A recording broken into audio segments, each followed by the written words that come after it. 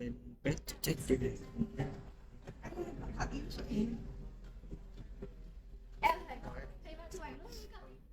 Dạ, dạ được.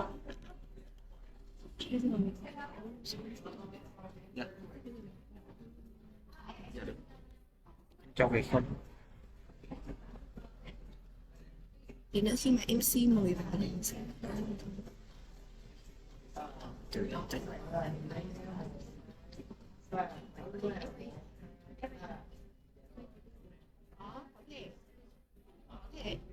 Là từ, xong dạ, nốt lại cho em là MC lên. khi mà MC bắt đầu giới thiệu ấy, chương trình ấy, thì mình sẽ bật lại để quay như là quay trực tiếp luôn, quay thẳng luôn. Còn bây giờ mình chỉ là bật cái hậu trường cho mình xem nhé. Giờ em mute luôn cái tên. Ok, bây giờ mình đi. Có thể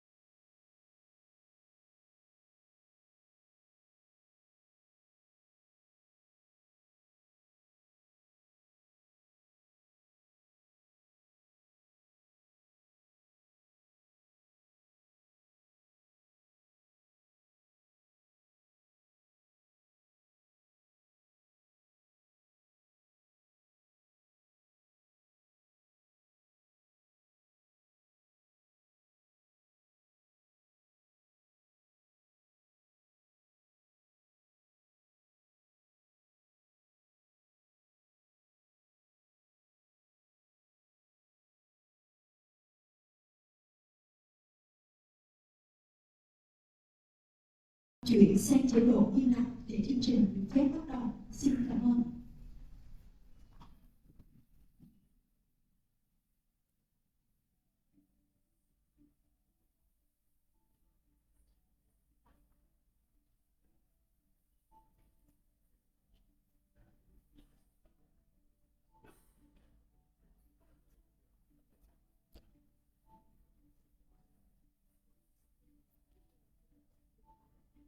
Chị lên coi xem có.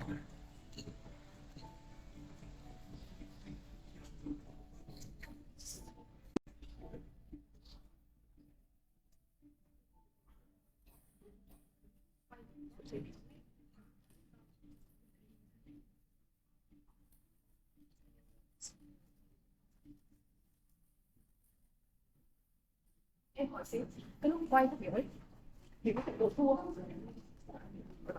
Dạ, dạ là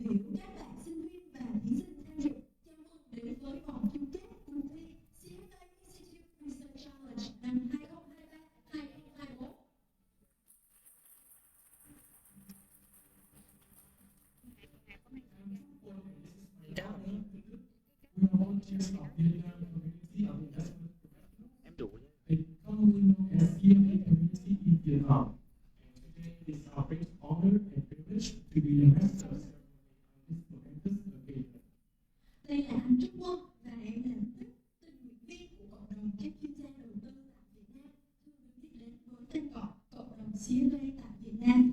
Chúng tôi vô cùng vinh dự được là người dẫn chương trình của sự kiện trao đảo ngày hôm nay. First of all, we would like to congratulate the 4 teams representing University of Economics, Ho Chi Minh City, Foreign Trade University, Ho Chi Minh City Campus, Foreign Trade University, Hanoi Main Campus, and National Economics University for the best performances of the 21 teams participating in this year's research challenge. Please give them a big hand for their hard work to reach today's local final. Đầu tiên chúng tôi sẽ chúc mừng bốn cầu lạc người cho trường đại học kinh tế thành phố Hồ Chí Minh, trường đại học ngoại thương cơ sở thành phố Hồ Chí Minh, trường đại học ngoại thương cơ sở Hà Nội và trường đại học kinh tế quốc dân đã đạt thành tích xuất sắc trong số 21 đội tham gia research challenge năm nay. Một lần nữa, xin dành cho các đội một tràng pháo tay thật lớn cho những nỗ lực của các đội sự nỗ lực của chúng ta ngày hôm nay.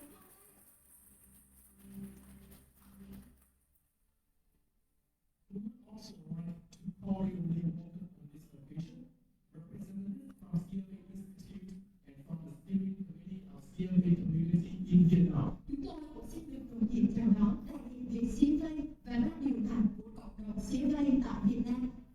Representatives from our subject company DGO, Mr. Van Hong Việt, Chairman, and Ms. Nguyễn Thị Trinh, Investor Relations. Đại diện của công ty chủ đề DGO, ông Đoàn Hồng Việt, chủ tịch của DGO và bà Nguyễn Thị Chi, chủ đại diện quan hệ công chúng. Representatives from our local sponsors, AMAS, Sponsoring, Human and Environmental Management. Đại diện của các nhà tài trợ trong nước, Agricoach, Smartrain, Teamwork và Quỹ Vietcombank.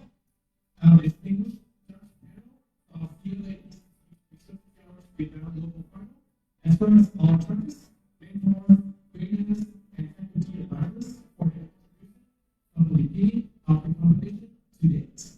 Các giám khảo đáng kính của cuộc thi CFA Institute Research Challenge Việt Nam vòng chung kết quốc gia cùng tất cả các giám khảo đã tạo các cuộc thi, cố vấn và giảng viên hướng dẫn đã đóng góp lớn cho cuộc thi từ đầu đến nay.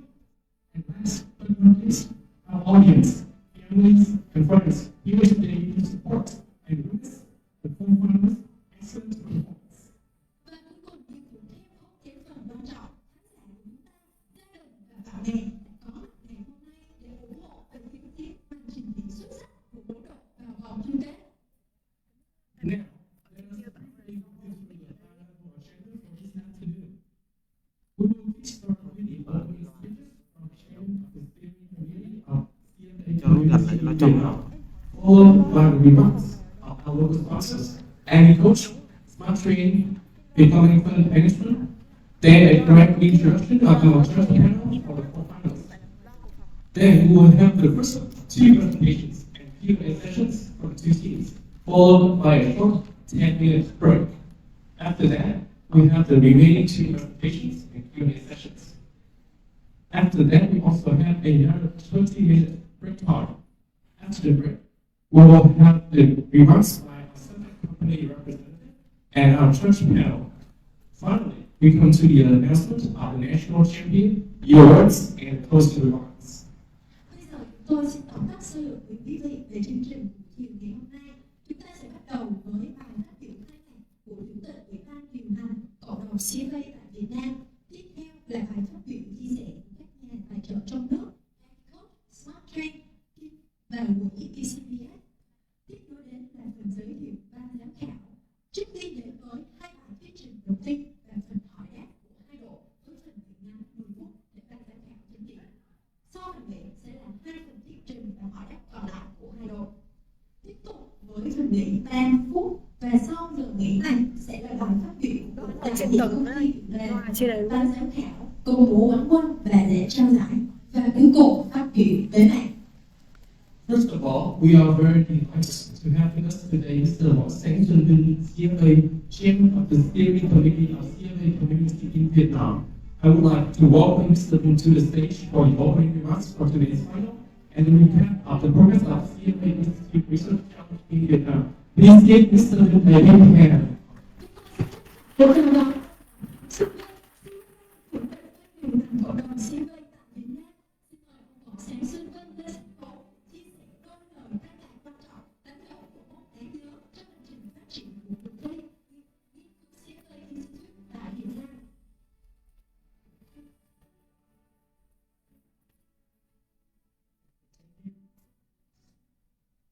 dear our distinguished guests, everyone, good afternoon, and today I'm very happy to be here in this hall to start and kick off the final of the CFA New Research Challenge.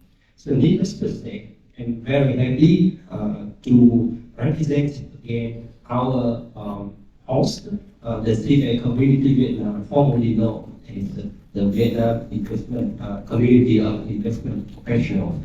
So this is the 30 local final presentation of the CFA Institute Research Challenge in Vietnam, and this is the 13th season in Vietnam. And for those who are not familiar with this competition, the CFA Institute Research Challenge competition organized by university students.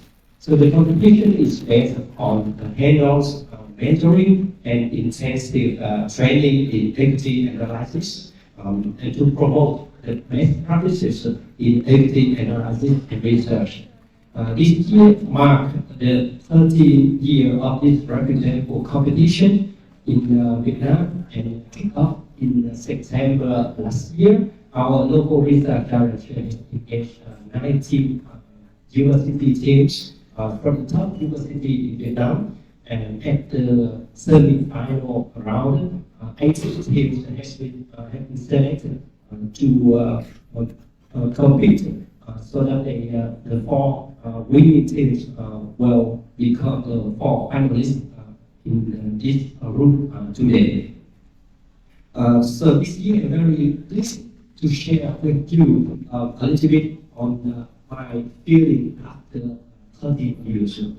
I had the chance to witness the development of the students, and in fact, I have seen many students have obtained very important positions in their career over years, and some have become executive and high-level C-suite positions in their companies, not only in Vietnam but also in abroad. So this is a very significant achievement for the students participating in this competition, and also some of them have become the judges, mentors, trainers in this competition, and their contribution and support over time to this reputable competition has been a great support and give back to the society from successful students. So as you have seen, this annual competition is a very long journey. So it's not only for students, but also for everyone who participated in the organization of this competition. So I would like to take this opportunity to express my sincere thanks on behalf of the local host team to all of everyone contributing to the organization of this competition. So on behalf of our team, I'm extremely thankful to those who provide us with valuable support to make this competition happen. Namely, our subject company, DG World Company, our sponsors, Amico, Smart Train, Becomec, and Team Fund. Our data sponsors, Pin Group and Bloomberg. The universities sponsoring the value of the competition a long time, and the volunteers acting as mentors, trainers, judges in the different rounds of the competition. And today, in particular, I would like to thank the 3 judges for our last final round, Mr. Triệu Linh, Mr. Quang Duy, and Mr. Linh An, our distinguished judge panel. And finally, I would like to thank our CFA community volunteers in both Hanoi and Ho Chi Minh City, and many other volunteers for their valuable contribution and support.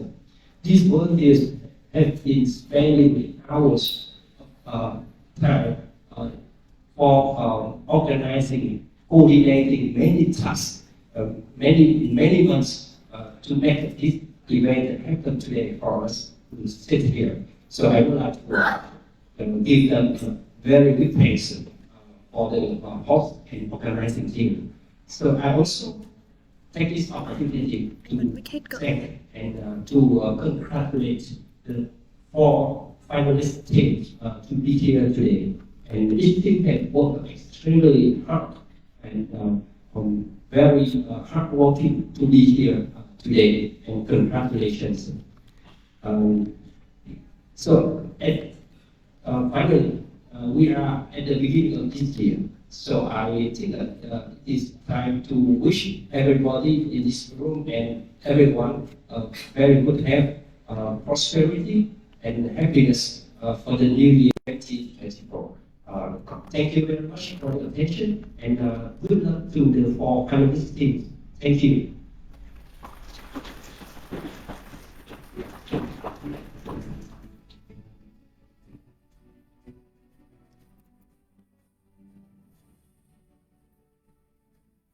Thank you, Mr. Washington, for your opening remarks and kind words.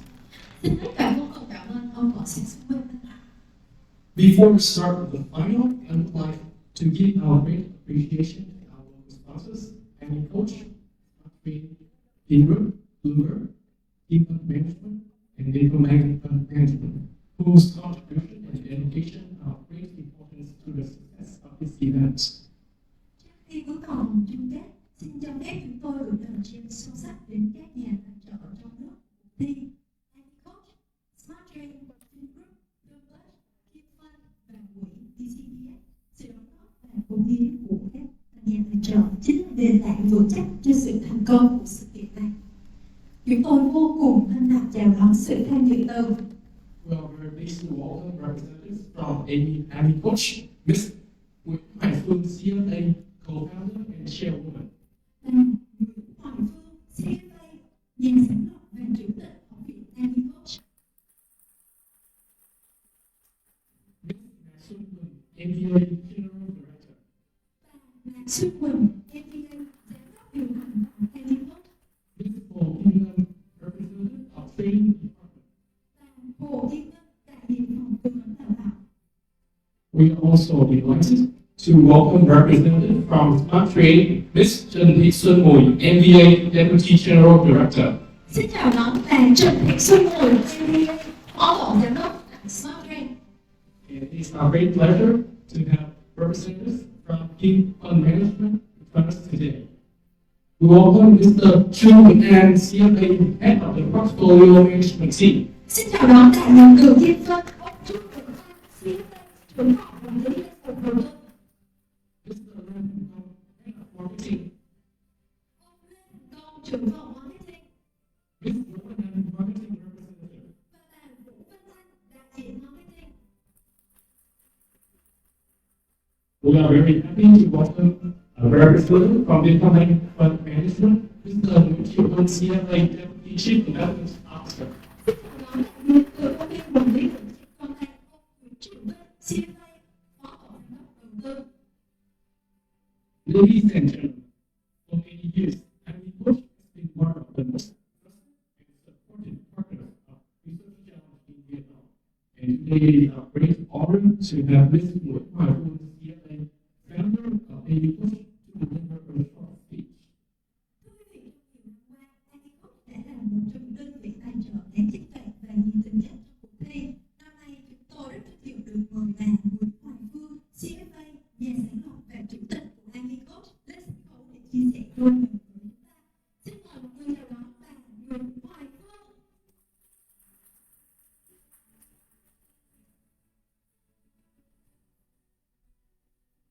Hello from Agriculture community.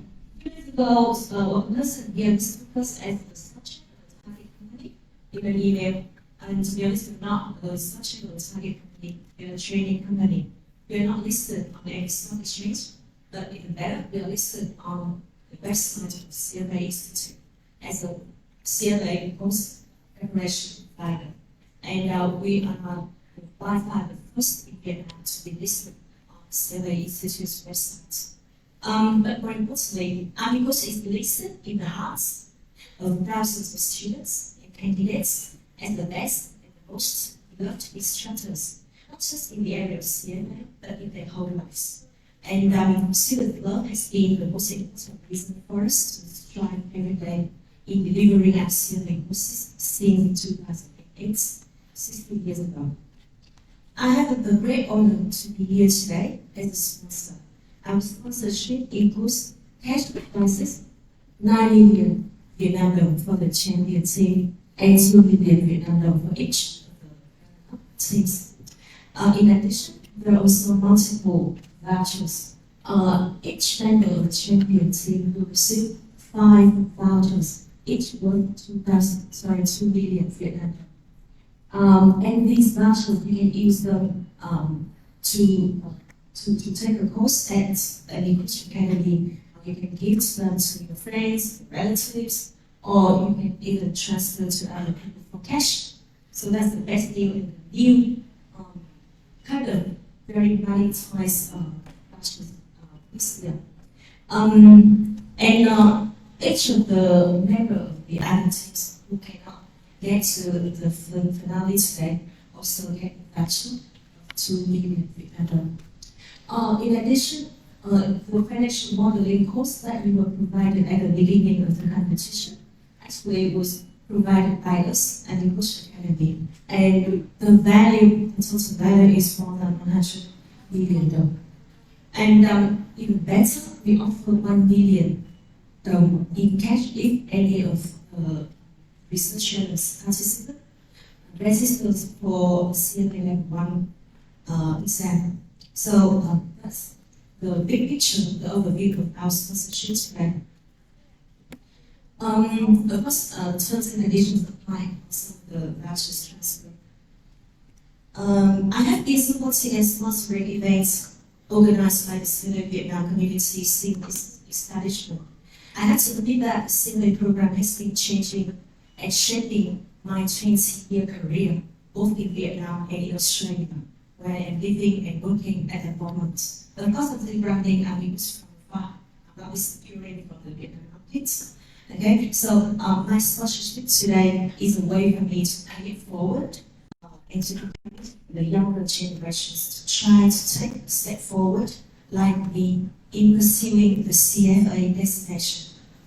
So, young teams today, be confident. You're already the champions. Good luck. Thank you.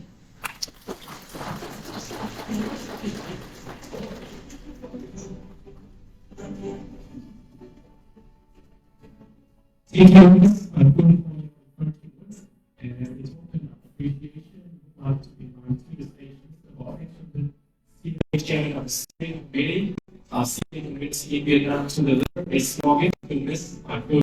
Xin cảm ơn bà Hoàng Phương Thủy Lợi chia sẻ những gì. Xin mời ông Sạch Xuân Vinh, chủ tịch các điều hành cộng đồng CFA tại Việt Nam lên sân khấu để trao tặng một món quà nhỏ cho nhà tài trợ trong nước của chúng ta, Amigos.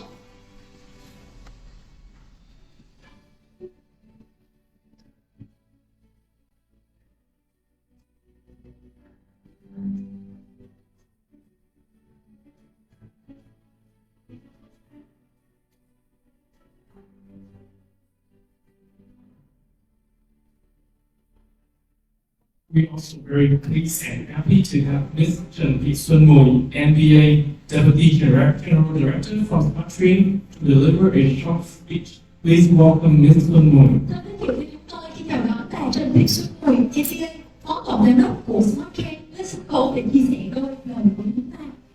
Xin mời bà.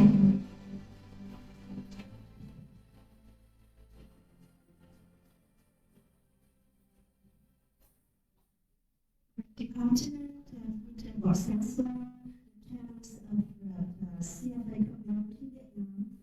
Ladies and gentlemen, distinguished guests, lecturers, parents, and all beloved students. First of all, on behalf of SmartTrain, I would like to express our warmest wishes to our youth in this hard today.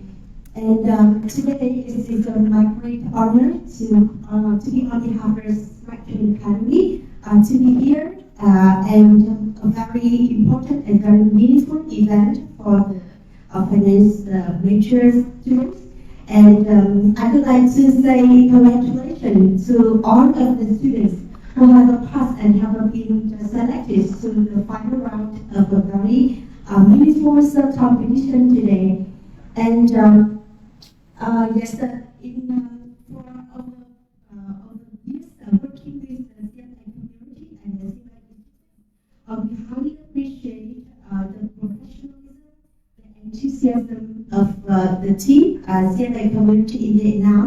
And we would like to express our gratitude to CFA community, especially Ms. Ha, for great support and collaboration, especially for giving us an opportunities to be the sponsor for the important event today.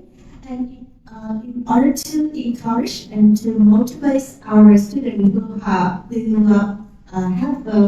achieved the best result for this competition, Smart Training would like to offer some valuable scholarship for students to achieve a CFA.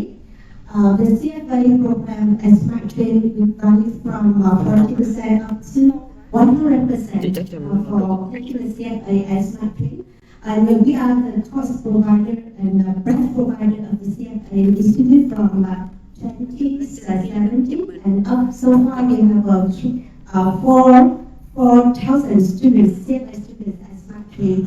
And taking these opportunities, I would like to say, once again, to say thank you so much for contributing Ms. Ha, our organizing team, CFA community, and the CFA Institute for giving us an opportunity to be here today. And for any competition, the candidates can win or can lose. But it's not important. The important thing here that you have opportunities to learn, to network, and to improve yourself. So I wish all of you confidence to achieve the best result for the competition. And on the competition of New Year, I wish all of you health, success, and can achieve the good things. Good luck in the new year. Once again, thank you so much.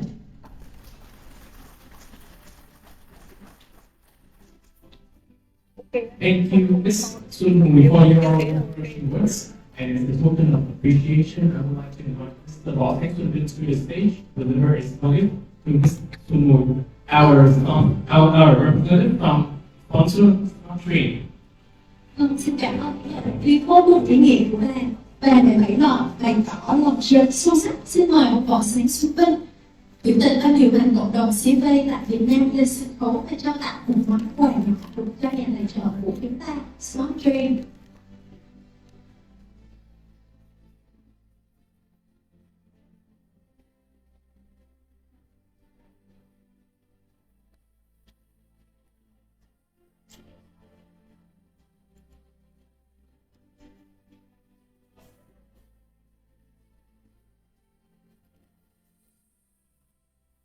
Becoming Fund Management has been our great sponsor this year, and we are also very delighted to invite Mr.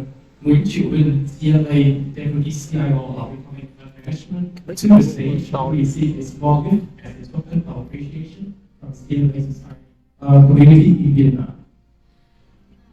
Buổi tiếp thì hôm nay là một trong số những nhà tài trợ vô cùng tuyệt vời của chương trình của ngày hôm nay. Do đó, xin mời đại diện của buổi tiệc hôm nay, ông Nguyễn Triệu Vinh ra sân khấu để nhận một món quà nhỏ từ ban tổ chức. And I would like to welcome on stage Mr. Võ Thanh Xuân to deliver a small gift. Xin mời đại diện của ban tổ chức, ông Võ Sáng Xuân Vinh, Chủ tịch Ban điều hành cộng đồng CFA tại Việt Nam để trao tặng nhà tài trợ của chúng ta món quà.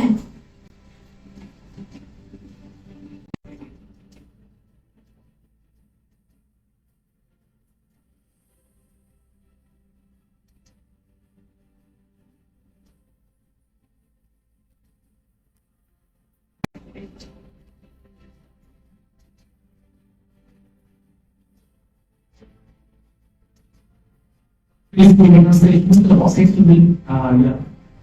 Team Fund is also a great sponsor to the competition this year, and we are very delighted to welcome Mr. Jude and head of portfolio management team to come to the stage and receive a small gift from Mr. Võ Thanh Xuân Vinh, chairman of the steering committee of CFA Community Vietnam.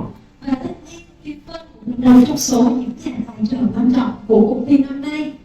Xin mời ông Trương Việt Anh, trưởng phòng danh mục đầu tư trên sân khấu, và mời ông Võ Thanh Xuân Vinh, chủ tịch ủy ban điều hành cộng đồng CFA đại diện cho ban tổ chức cho một món quà Thì cái này ông chậm 2 giây. đến Kim Vân.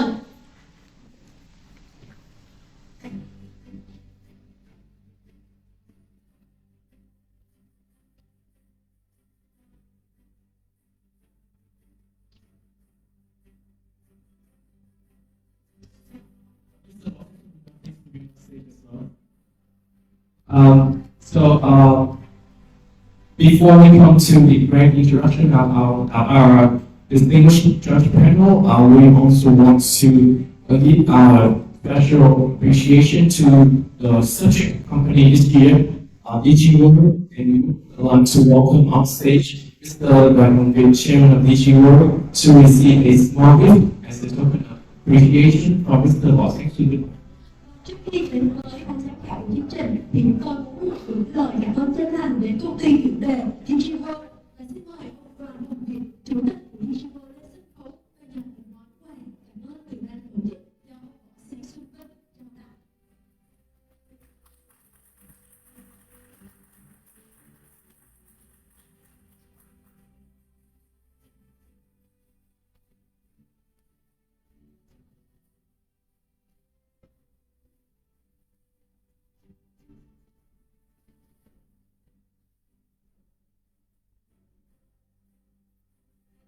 Ladies and gentlemen, the research challenge has been held successfully year by year, and the value of the research challenge comes not only from its global recognition, but also from the in-depth expertise and the experience of our distinguished judge. Thưa quý vị, cuộc thi của chúng ta được tổ chức thành công qua nhiều năm, với giá trị không chỉ đến từ sự công nhận toàn cầu, mà còn đến từ chuyên môn sâu sắc và kinh nghiệm dày dặn của ban giám khảo. Hôm nay, chúng tôi rất hân hạnh được giới thiệu We are very pleased to introduce to you our judge panel, Mr. Jude Pan, head of portfolio management of Team Fund. Trương Việt Anh, xin mời trưởng phòng đầu tư của Kim Vân. Mr. Nguyễn Văn Huy, principal and responsibility investment agent. Ông Đoàn Văn Việt, Responsibility Investment Agent. Mr. Nguyễn Thiện Vân, deputy chief investment officer, Vietcombank Fund Management.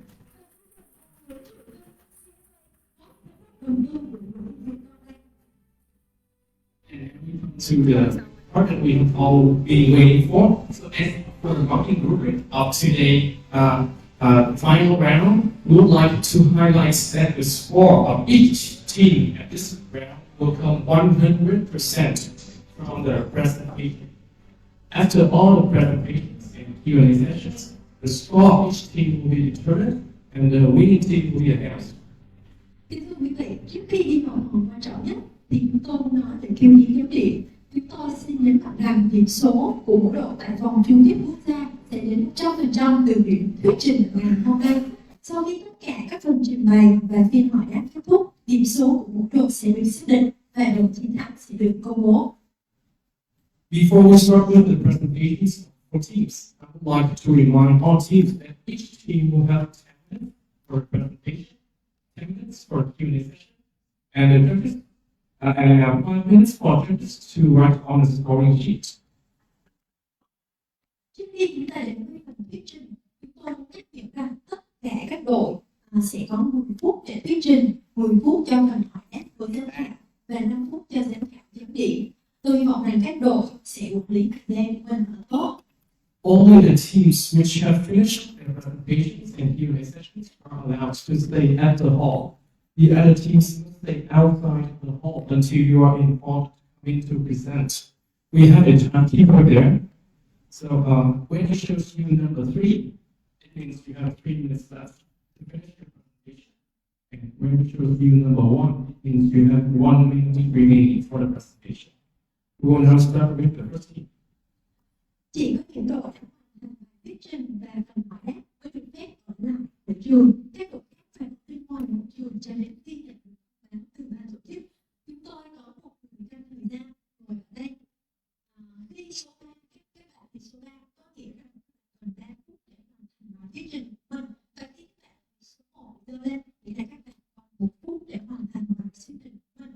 Và bây giờ chúng tôi sẽ bắt đầu với đội số 1 đi. Ba đội còn lại xin hãy rời khỏi hội trường và đợi cho đến khi các bạn được thông báo bởi ban tổ chức của chúng tôi đã làm. Ban tổ chức xin mời các bạn hướng dẫn các đội thi để rời vào phòng. The first team let's prepare for presentation on stage. Đội đầu tiên xin mời các bạn chuẩn bị.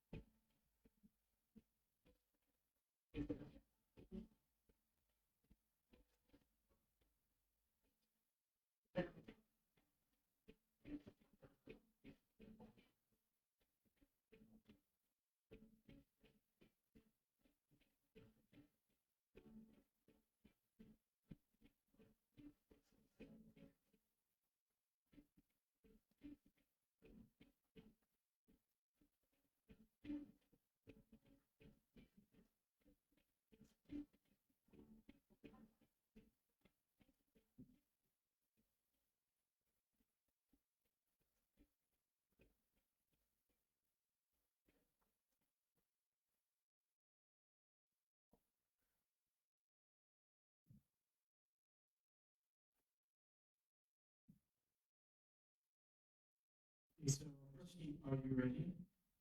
Đội đầu tiên các bạn sẵn sàng chưa? Okay, the presentation time starts now. Bắt đầu.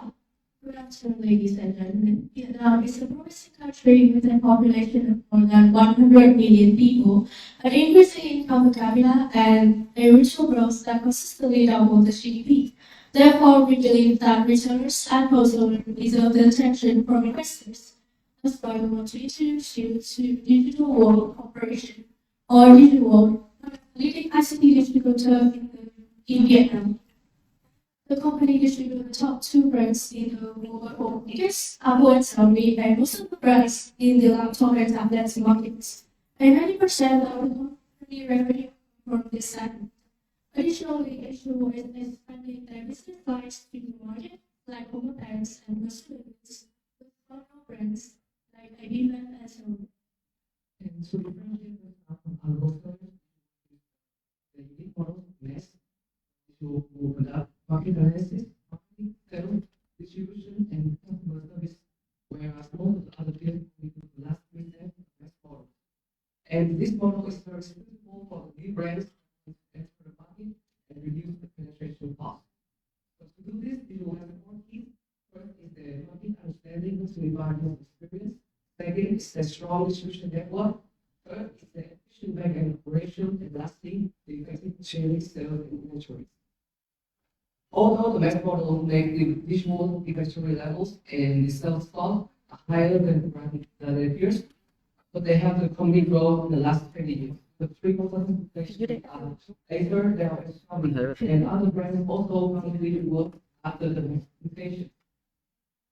We also noticed that the mass brings to a lot of new brands, but only the strong brands will grow. From 1922, thanks to Apple and Xiaomi, the company revenue growth has outperformed the saturated industry. And the people growth has been regarded as growth E in full has been re-rated. Digital with the mass and stronger portfolio was an outstanding start, but now we need things have changed. The first is we believe that the low profit growth is to the shake out as market. Vietnam's GDP's growth is forecast to increase well, but compared to the world declining. Moreover, the personal income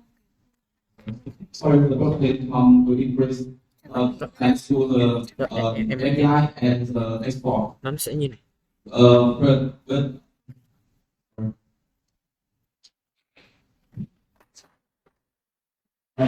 But we feel that this growth will not we have to um,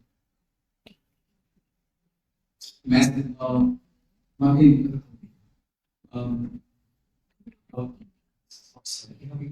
so this will be recover because the market is now consolidated and the market is because of the high penetration rate and the big players don't want to create with these walls because they have their own distributors and the bank is not a holy grail because there have been a lot of failure in the past which was Nokia. So we believe that revenue will grow 5.8% CAGR in the next 8 years. And the second reason is the squeezing margins. First, we focus on the demand side. Because we're replacing the higher bargaining power from the retailers after the price war. They increase the market share, and this war has to support the clients and rising the selling cost. And next, from the supply side, other wholesalers are increasing the operational efficiency, especially in distributing the best price. And in fact, this war has actually lose the exclusive Xiaomi distribution contract, and now they only have a 63% market share. And we also noticed other technology industries such as LED into the 15 also got a much speed by Apple without and Google. So the slow revenue growth plus the squeezing margins will make the revenue provisional profit slowly recover into the next 5 years to the COVID-19 peak. He will find new growth motivations. Everything is not easy. The first is the old famous brand, so this will cooperate with the new world in the future. And the second is the new brand is not going to be success. Well, for the first, we believe that the key for the world to success is to have a wide distribution network through the object trade or with FMB and through the traditional retailing with FMCG. But it's very difficult for these words to scale it in the short term due to the high barrier. Well, up to now, there are many famous brands serving by themselves large distribution network when they own a factory in Vietnam. And so, for example, the TCL, Casper, LG, and Samsung, and the same story is all for F&B and FMCGs. So, if you are smart with all those brands, they come to the new brand. We believe in difference with F&B and FMCG, we believe that the whole appliance is a big pie for sure. But however, it's very hard to buy it due to it heavily depends on the success of the film. These whole appliances come to the marketplace due to the high penetration rate and low CAGR. And furthermore, the market has been consolidated to the top 4 brands, so there's very little room for Xiaomi to expand in this market. And in addition, there are 3 main points that we have to go with: the productions, the selling point, and the buyer promotions. With the productions, although TV Xiaomi are the best products in the Xiaomi ecosystem, but it's still not highly appreciated. The main reason comes from Xiaomi does not have the superior product technique, so that's the main reason why Xiaomi is not outstanding in comparison to other brands with the same price. Second is about the selling points. Well, actually, many selling points are not believe and believe on the success of Xiaomi. So Xiaomi does not have a better touching point to the customer in the future. And the last study Vietnamese still refer to 2 the major brands which come from Japan and Korea. So from all of them, we believe that the news brand will have substantial contribution to each world revenue in the future. That's why we believe that this world needs to be derated. So the net profit margin is likely to only grow 8% of market expectation. And currently the market is trading this world very high, premium compared to peers, which determines the price book value of 6%, where historically it has been 38% premium. So to manage the world, which is a blended approach between these data valuations and the multiple relative multiples, and arrive at 3 years high price of 22.3% a 19% now. With the scalable model, we focus on revenues and profitability projections.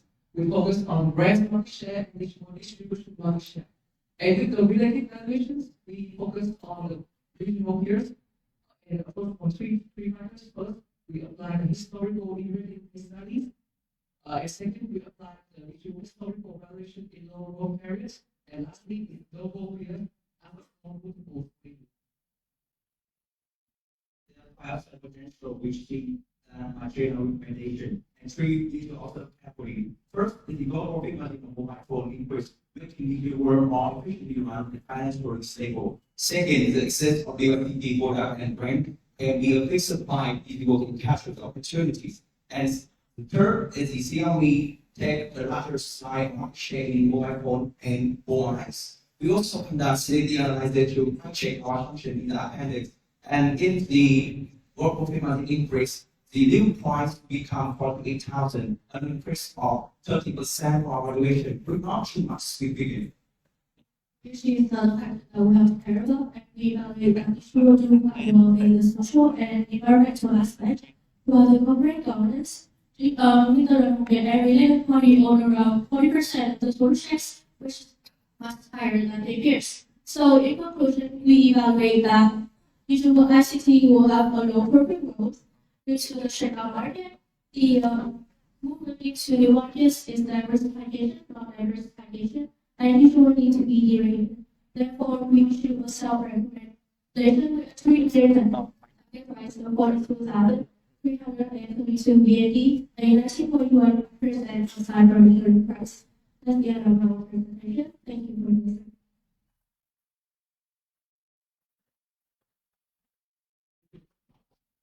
Thank you for your presentation. So, Q&A session. Are you ready? Okay, let's start there.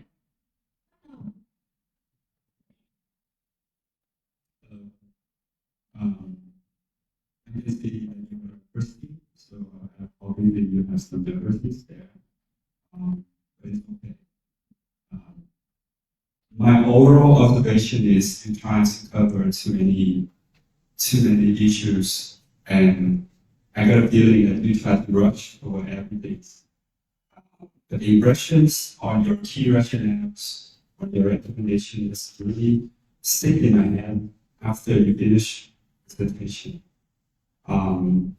So my question is, one of the reasons you said you will reserve and be ready is because the company has low profitability, decreasing profitability.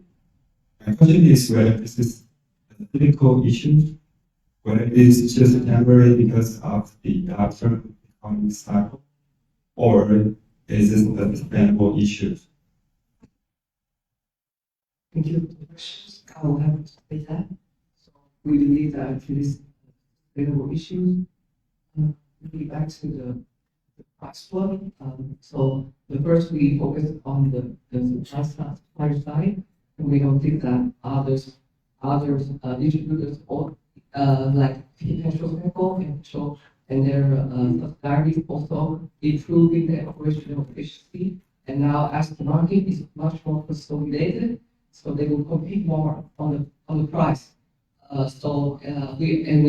have released a lot of evidence from the past. So we believe that this will affect visual margins in the future.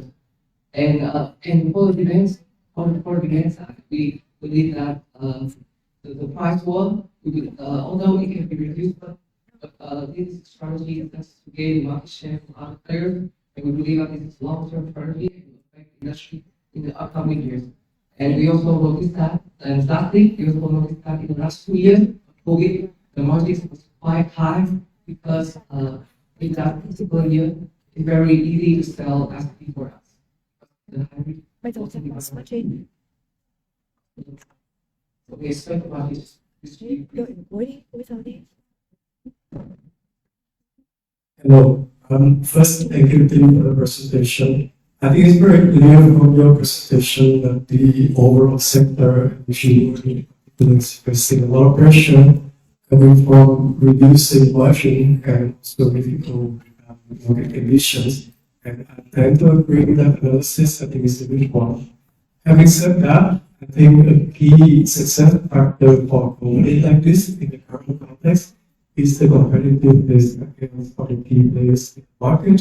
So the question I have for you is, if you compare against the other distributors, the competitors in the sector, what would be the key advantages of DigiWorld? I can give you a hint. Typically, you can look at the recently in terms of stock management, in terms of days of payable, receivables, inventory management.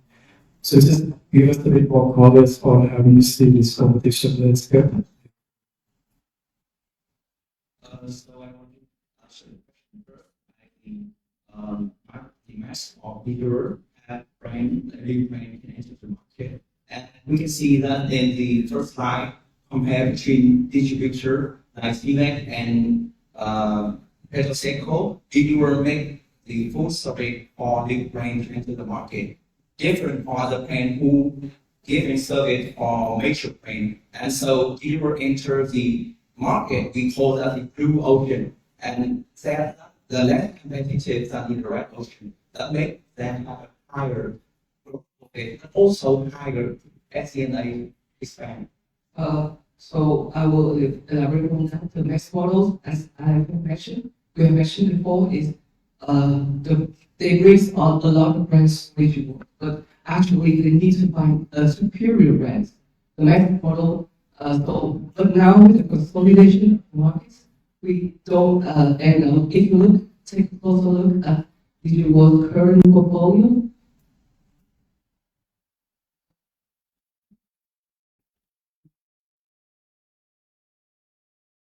if you look at DigiWorld's current portfolios in both in the active state, so they are most full of the good brands. So we expect that the next models cannot make a new brand into a significant brand like before.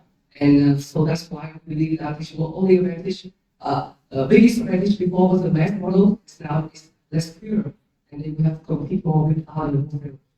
So I'll answer the question.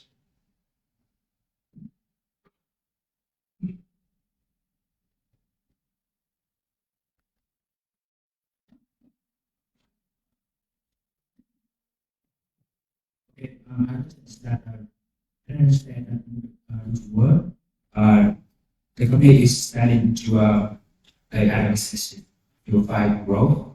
So, what is your view about their probability of success in those businesses, including the FMCG, pharmaceutical, and factory equipment? Thank you. Let's see. There's questions. Well, at first, from the moment to the key drivers to the futures. And however, with FMCGs, although the market is still rich and the growth is quite faster, you will still need to have a large scale about the in comparison with other vendors, other Mr. food and retailers, they still the distributor vendors independent distributor.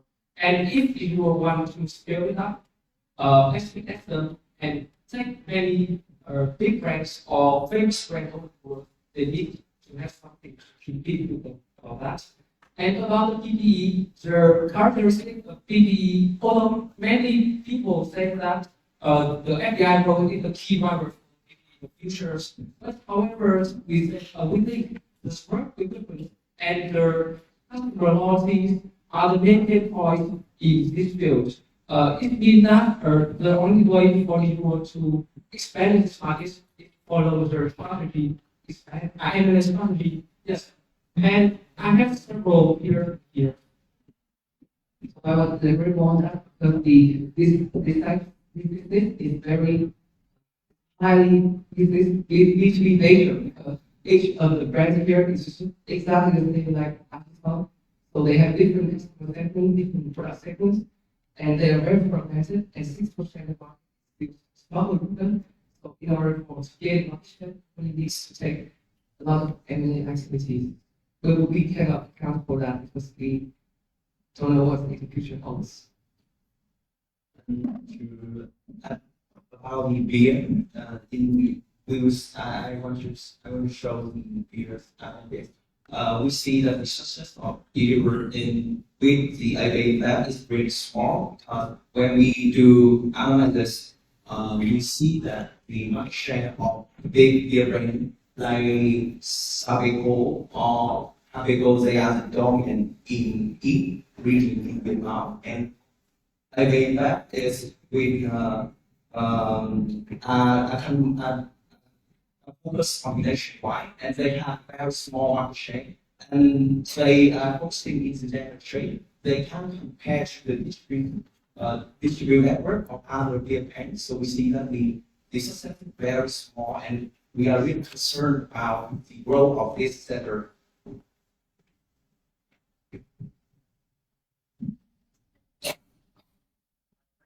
Questions about the financial discussing.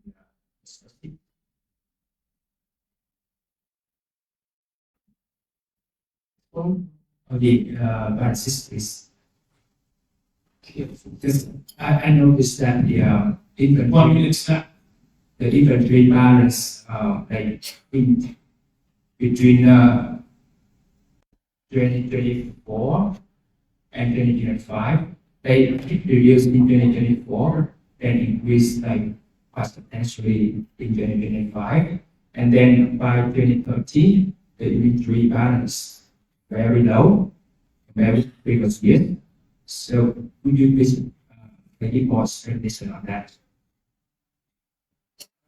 Oh, this is actually this is one of our minor errors because we cover the raw scales because in our models actually the inventory will continue to rise only small portion makes the revenues.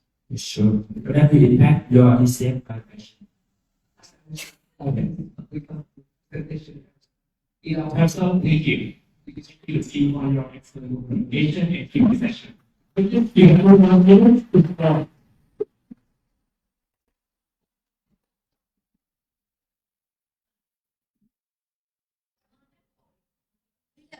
Sẽ có 5 phút để chấm điểm.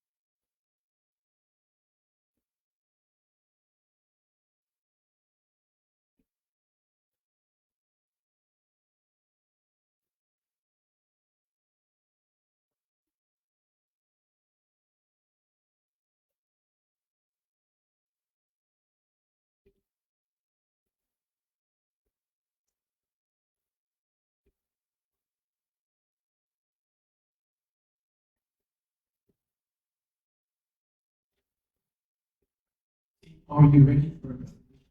Yes, we're okay, so the time starts now. Ladies and gentlemen, Vietnam is on the right track to its full trajectory. So imagine an investment opportunity in such a market that has a sound business model and a market that was in each other. While still maintaining its that opportunity is digital operation, the biggest largest provider of market management services. So you investor will combine recommendations of digital operations with a target of 53.9 thousand USD and a total shareholder return of 25%. Vietnam is on the right track of recovery. At the right hour, consumer confidence starts to pick up. Moreover, we believe that consumer purchasing power will be encouraged thanks to the expansion of VAT reduction to 8%, coupled with the G-money error and interest rate are now at the lowest level. The bright outlook is that, and if you would, it's intended to shine. As the market expands to the provider or mass provider, you will bring enterprise services to have time to enter and expand into the Vietnam market. With the lowest market portfolio, the lowest sell, and outstanding in-house capability, you will dominate the scientific segment with up to 40% of the share. Moreover, leveraging the mass market, you will diversify into consumer goods to capture more stable profitability. Take a closer look. Riding on the recovery, Gigi was earning how post now for the second quarter of 2023, while other peers did structural strength product, which show a capability to serve people a price outlook in 2024. However, the market correction in October transition was not right. We added that this is a temporary setback and a fundamental problem. We believe that the market correction even create a high quality of softening for investors. So, we believe that as we issue a market creation for issue wall with three key pieces. First, leading position to capture the demand growth. Second, expansion to offset the equipment top line. And third, solidify the strategy to sustain long-term growth. So now we start with the first part. We believe that leading position could have possible to both capture the asset demand and build a sustainable cash flow. So first of all, favorable condition in Vietnam with relatively low and lots of rural area, supported by the rising middle income class, would generate a strong demand base for the IT sector. Looking deeper at the segment, we expect the shortfall and the loss of industry to recover from the low base in 2024 and 2025, driven by the replacement cycle, usage of the smartphone, and retail retirement for laptop. All of these analysts will translate into a sustainable growth for the two industry, favoring business with maximum position to capture. We believe that leading position with superior distribution network and top market share and having a diversified product portfolio, Digi will be the first and the prime beneficiary of this market potential and even have industry growth when the asset demand recovers. From that, we expect Digi will to record a sustainable growth for the smartphone and laptop segment, outperforming industry growth. This will generate a positive and sustainable operating cash flow for Digi, even under a very massive segment fashion. And this cash flow is sufficient for Digi to expand into new segments without costly external capital to maintain healthy financial leverage with low interest rates. Leveraging the stable cash flow generated from mobile phones and laptop segment, we believe that Chubo has strongly expanded access to open cross-selling opportunity to both office equipment top line. We also, if you were, apply access of player in personal protective equipment or PPE market, 19% share. This is thanks to the product portfolio that overran major brands and our customer base include a huge number of embassies and government agencies. So, where the PPE market? The PPE market is poised for rapid growth driven by the construction sector, which we believe to recover the second half of 2024, coupled with expansion of industrial work enabled by high-value FDI in the manufacturing sector. These are the two biggest customers for PPE products, and the strong growth is even creating a huge room for PPE demand to export. And we believe that this will utilize stable cash flow and mass capability to synergy with Edison to manufacture the print pump. Additionally, it will also benefit from cross-selling opportunity to Edison customers such as computer or manufacturer who are likely to have demand for As a result, we forecast Activision to grow at a CAGR of 50% in the next 5 years and further boost the total office equipment to grow CAGR to 3%. Thanks to the successful marketing, we have sold that strategy backed by a strong mass community to sustain also growth in stable marketing for people's offers. On the other hand, the requirement for stable for offers were still their own has been stated now 2023, in which the retail energy market is derived from the agricultural and also consuming of industries perhaps around Apple, thanks to marketing their sales also reduction. Given an attractive market potential with high cost margins, the operation the central mass community and putting their pressure from now to massive. We believe the company to be the top of foreign partners that was the Asia region, thanks to one, the strong mass community supported by the digital effort with the Japan, and two, and one around 8,000 points of the country. We believe this match will facilitate the expansion of the consumer business. We went up around over 8. The full operations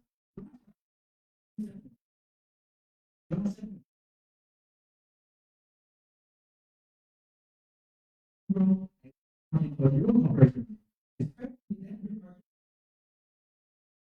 net market.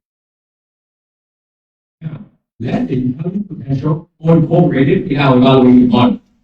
We apply an equal mix of economic cash flow and relative postpone to view a final target price of 63,900 mil, representing an upside potential of 22%. Regarding the DCF model, we apply free cash flow to firm with a simple horizon of 5 years to view a final target price of 64,000 mil, representing an upside potential of 22%. Regarding the relative postpone, we apply similar part cash flow valuation model to evaluate the target price for each 6 segment of visual. And based on our analysis, each will outperform peers in most of the segments. Therefore, we allocate premium to better reflect the financial position of each one. And finally, we use the target price of 63,700 representing an upside potential of 22%. We also recalculate our target price under 2 different scenarios. And based on our analysis, each will outperform peers and have very limited downside risk. Even in the worst case, the actual investor is only changed to a whole. And to strike out our recommendation, we also conducted a risk analysis, in which we highlighted slower than expected economic recovery and this time pressure from retailers. With the first thought, Vietnam's economy is projected to grow by 6% in 2024. However, the economy might grow lower than expected, which can be a natural impact on individual disruptive perspective. In our view, digital will stay more resilient and here, thanks to the light assets business model and the low rate of debt. Besides, we also noticed that many retailers participated in the distribution market and they also expand the value chain. This can practically work profitably. However, digital has well motivated this group with first, upgrade its service quality to a high level, and second, imply the electrification strategy to increase the dependence on one man. Lastly, the company has provisionally served the technical developers and the sending of the individuals based on the MSI principles.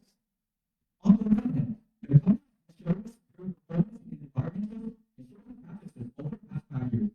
And also, we see a strong alignment of all parties. So our company holds around 50% stake and receives to another. We believe the company's ongoing commitment to sustainable development will eventually maximize the shareholder return. To sum up, we once again confirm our recommendations based on first, leading division to capital retail asset management. Second, the asset strategy to drive value for office equipment segment. And third, the social technology strategy to sustain growth and technology for digital operations. Do better. If you're still considering investing opportunities in such a company,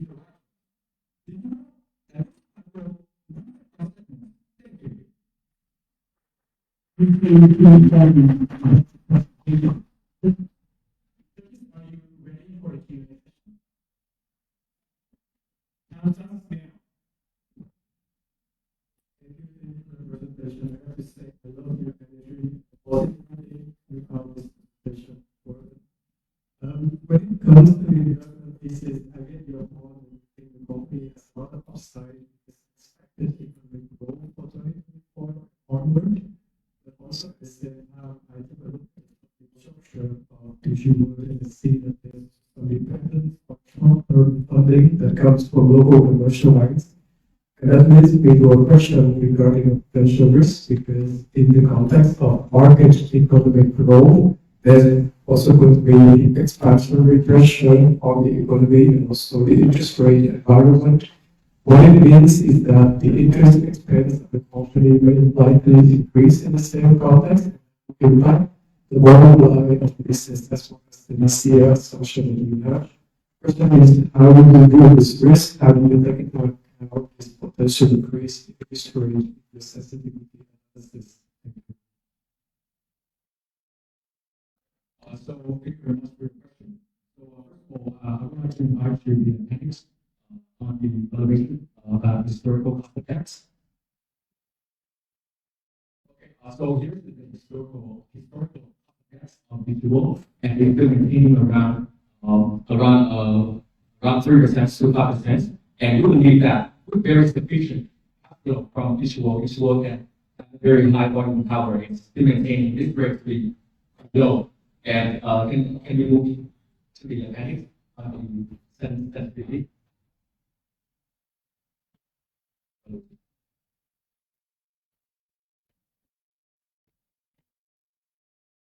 Okay. So we also have run the sensitivity in which we change the WA by up and down 1%, and also change the terminal growth rate by 1 and down 1% as well. And even in the worst case, when the WA is increased to 4% and the terminal growth rate is decreased to 1%, the upside potential is still higher than 50%, meaning that the ROI regulation is still old.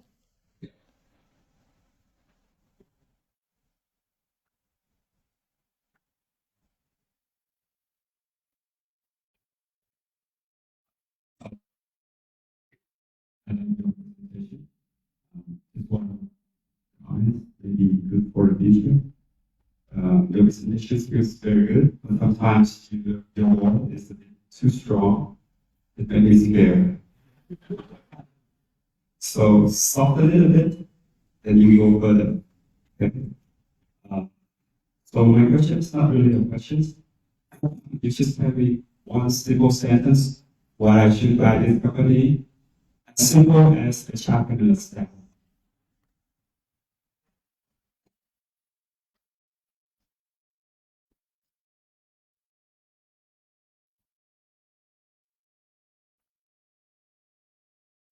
So I think that the sentence is very simple. To make it very easier for you, we also make it as slogan for visual as well. That is diversified growth, reading across it, meaning that visual have every single like leading position and also the in-house preparation. So reading across all of the segments, with existing segment which is the IP, also the reading so that the young segment mobilizes office equipment and also consumer goods. Yeah. Okay, thank you for the presentation. Can you please go to the slide 26? Your PS evaluation. Yes. Yes. Okay. So see that here you have some criteria for selecting the multiple. But like, when I compare the multiple that is here and your analysis on the growth outlook of each business, I see some contradiction. Okay. For example, for the FMCG, right, your projected growth is very high, right? But then the multiple is lower than the companies. Okay. And say for the consumer goods and the office equipment, can you please understand?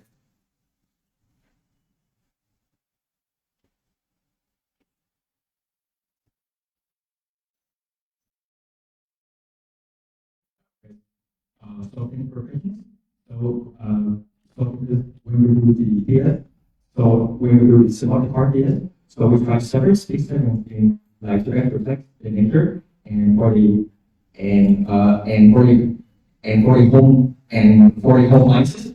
I think that we really have a small possible because they really have a having more than the ecosystem because they have to look at their past extent in the past because in the past there's a very bad is about the office equipment. This includes this segment of home license. So when it's separate from the companies, they can make on their personal income chances to drive further revenue and for the energy market. I think it's a bit based on the success of the business. So actually, we forecast on the conservative practices to better protect the probability of the success of the new segments. That's why I think we'll have a lower than the home license.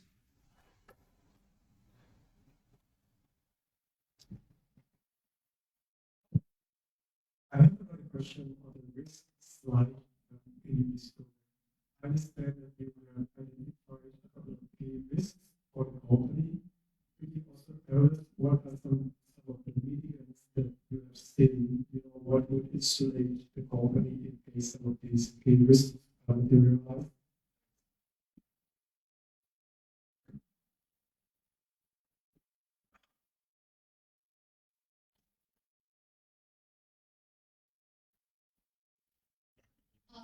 Question about the risk intent investment from retailers. We have mentioned two mediation of the keywords, including first, it increases the sales supply, the second is the diversification strategy.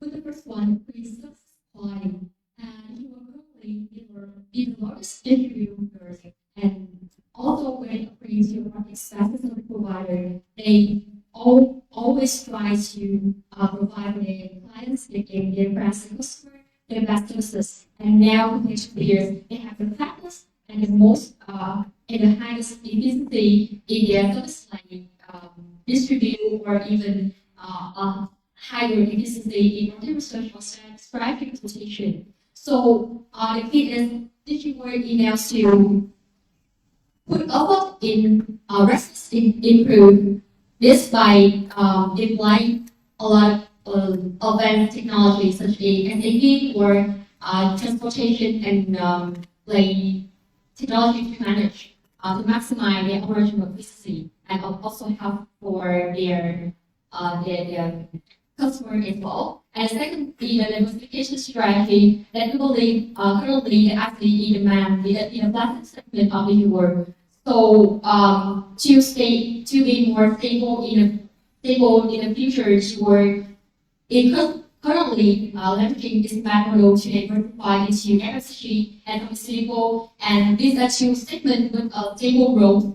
And even in economic slowdown, these two segments still stay more resilient because they're So this is the two mitigation visual points.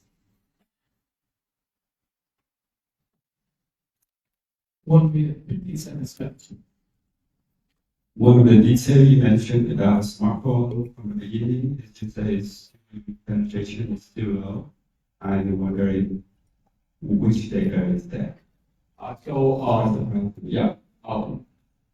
of all, thank you very much for the question. So what I have mentioned actually is that the percentage rate is lower in rural area because we have identified the key catalyst for 2024 for smartphone is the 2G cut and replacement cycle. And we have diagnosed the characteristic of the consumer, the 2G user in Vietnam. There are mostly people living in rural area with low income. Therefore, their target smartphone would be the big end smartphone. So that is the reason why we include also want to emphasize the possession rate of smartphone in rural area because the key consumer changing from physical to smartphone in 2024 and 2025 would be the people with low income living in rural area.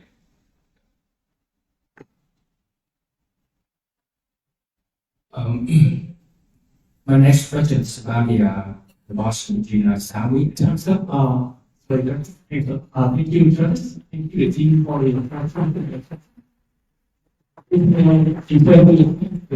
Yes. Cảm ơn đội thứ hai và bây giờ thì ban giám khảo chúng ta sẽ có 5 phút để kiểm điểm.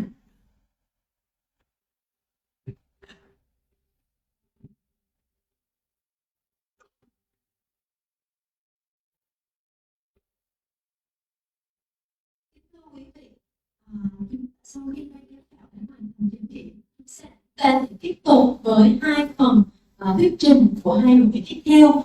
Sau khi hai đội 3 và 4 đã hoàn thành thuyết trình, ta sẽ có 30 phút nghỉ giải lao thuyết trình. Xin cảm ơn quý vị.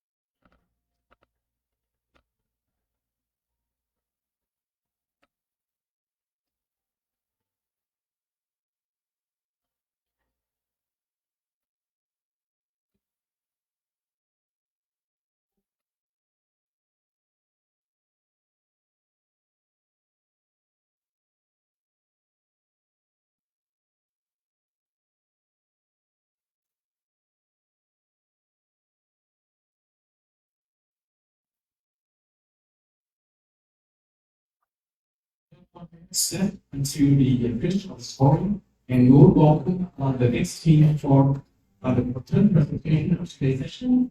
So everyone, please get to it. Prepare for the presentation. Thank you. Thưa quý vị, còn 1 phút nữa là kết thúc phần chuẩn bị của ban giám khảo. Đội thuyết trình thứ 3 đang chuẩn bị vào khán phòng. Xin mời mọi người đi ổn định chỗ ngồi để chương trình được phép tiếp tục. Xin cảm ơn.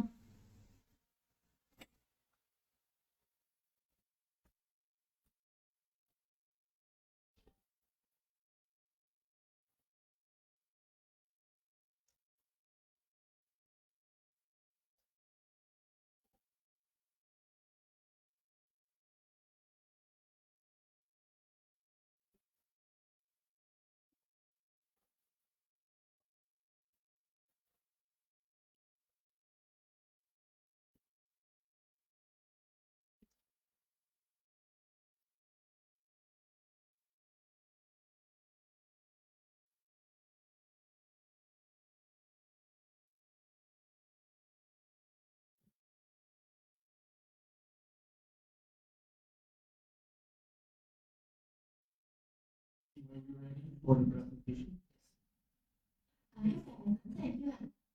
Okay, so time starts now. Digiworld, 40% came out of the last 5 years, a leading SMB wholesaler in Vietnam, with partners in Lidl, Apple, Xiaomi, only. This sounds like a very good event. Please hold your horses, because we are issuing a whole recommendation of Digiworld with a type of 4%. We appreciate that. Digiworld is a very solid business model with outstanding services. However, this core SMB sales growth will slow the launching with margin squeeze. Therefore, Digiworld is diversified our SMB segments. However, we assess that the prospect of these markets is highly uncertain. Additionally, its current balance sheet is not effective enough to assess the PE and our forecast indicates that the recovery and other potentials having passed in. This further reinforces our whole recommendation. Now move on to the first business. Digiworld is the leading SMB wholesaler with outstanding services. In terms of operation, Digiworld owns the second largest network in the country. Additionally, the firm is highly efficient thanks to their technology and strong management expertise over 20 years. One advantage sets Digiworld apart is market expansion services. With MES, Digiworld can provide a one-stop solution for branding. It can go from market research, distribution, marketing, e-commerce to sales. Meanwhile, these competitors can do powerful change because they don't have to be using them. It's one factor. This MES was the key contributor to Xiaomi's success in Vietnam. So MES will really limited. Digiworld can help languages. Then it can grow sales either in brands very exclusive concept period. And when the concept is not exclusive, diversify sales affecting the brands. For example, in non-SMB segments. So overall, its advantages allow Digiworld to deliver a leading return to shareholders, superior margins, superior asset flow, despite low leverage. And looking ahead, we believe with its leading position, Digiworld will continue to deliver a healthy return to shareholders over years. However, returns will not be as effective as it. Why? Because Digiworld, when facing moderation, is Digiworld is the leading SMB wholesaler, but the smartphone and laptop is already saturated. That said, we expect the lack of new brands and such a new user to slowing the growth and squeeze profit money in SMB segments. Our brand strategy was MES, close the brand can enter and drive Vietnam to the Asia and Xiaomi. However, now the market is a key player. On the one hand, Digiworld can once again succeed in MES for national brand. On the other hand, still in a partner which US men have. Meanwhile, it's risky that our US partnership without a well brand like Samsung or Oppo. Regarding user, the penetration rate of smartphone and app is already high, resulting in low sales growth and low margin for Digiworld. We say that the industry of smartphone and app is still driven by the trade of share. Overall, even US share of Xiaomi and remarketing for the ecosystem of Apple. The revenue of SMB segment will grow at approximately 10% market, which is much lower than the last 5 years of 20%. Also, the retail consolidation is the cost of metal and Apple segments. It is the reason why she was involved to new SMB segments. Recognizing the slowing growth in the top business, this was diverse into a non-SMB segment to find real opportunity. But we said that the prospect of winning a non-SMB will remain uncertain. Now, focus on home appliances, new brands fail mature market with only 1% KR due to high penetration rate. The industry also consolidated with a stable leader, capturing 80% of market for decades. This is the same story for the television market. So new brands like Whirlpool, Siemens will afford more challenges for existing brands. Regarding consumer and health, we recognize that the key success is partner with a mass brand. It has a track record in attract more and more brands. Unfortunately, Digiworld lacks central factor in this regard. It doesn't have extensive distribution network and experience down the leading distributor. That's the reason why Digiworld partner with the niche brand. We give the nature of the niche brand and more market in hard to compete with the mass brand. For instance, the key brand ABMS have been Vietnam for 10 years, or hard to compete with Heineken or Senegal. In healthcare sector, Digiworld partner with small local producer. The most of the challenge is to find a business for doctors to sell the product. Below our Rochester, we forgot the 5G payout of non-SME of 23%, falling below the management expectation of 50%. The share that has all the main growth from non-SME does come from the sales report, largely on right new industry rate, but the revenue contribution remain minor. Non-SME offer the launch with margin, while they have increased margin in SME sold over the rest of the chain.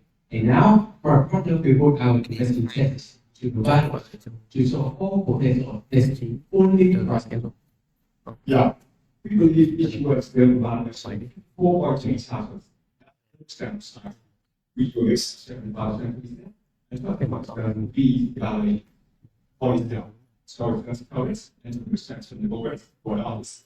Or evaluations, each work Trên mình chạy này BE. nhưng mà có cần hết cái này không thì mình phải truy bệnh cái này The force is the output is times. Confirm the kind of information. To arrive at the chiếu our lives, tính được. we expect the cost machine to be balanced by integrating smartphone technology and more continuous reliable versions. Chiếu phần nào Second, we expect a normalization of machines and to let motion expand when it's considered lower without standard entry following. Further, we have scaled both winnings and the cost segments in the few years. So, the SG&A emerging forecast will be only higher than the cost average to reflect on these wide strategies. The EVS forward will grow at 18% for us. Check will be we have a broad streaming role in one sense. You have to always stop. Looking further, storing this one of actions, particularly in issues of bioregulation. If digital organizations track this month from wildlife offers or evils, and this says that's to happen with this one again, a question share starting to get that as silence by issues. Or one of issue were not expressed with those not okay. We think CLVTVs in Australia. And this type of bull case, 27% upside. In the trust, we will issue cell regulation if CLV consider diversified industry bill or issue a fail to develop a good difference. And this decade will speak to understand else. My partners will further analyze the key mechanisms that lead to these moving practices. Well, moving on, we identified 2 upside risks and 1 downside risk for our investment thesis. Looking at our first upside risk, the new partnership with a phone brand like Oppo and Catro at a 10% market share, or Vivo and Catro at a 20% market share, will set our recommendation to buy. Our second upside risk focuses on TD Xiaomi. If TD Xiaomi can replicate its ideal market success, we would recommend investors to buy with an upside potential of 70%. Regarding the downside risk, losing Xiaomi market share is our most impactful one due to its high contribution to this world revenue. We reflect the partnership of Xiaomi and its descendant into our basis. However, if Xiaomi partners with another distributor, we would recommend investors to sell the stock. Coming to ESG assessment, our analysis focuses on governance pillar, in which the management team accounts for 25.5% of the total outstanding share, demonstrating a strong alignment of interest. However, this also opened a discussion on the risk of power concentration. Overall, we assign a total score of 3.2 for each one. Although Euros is the leading active startup, the slow growth activity sector and the success uncertainty of non-existent given the unclear outlook of the company. Given the fairly bad share price, we issue a whole recommendation for the Euro corporations. It's not to take actions, it's not to hold for a better time and wait for a top line. Thanks for listening and we're ready for Q&A.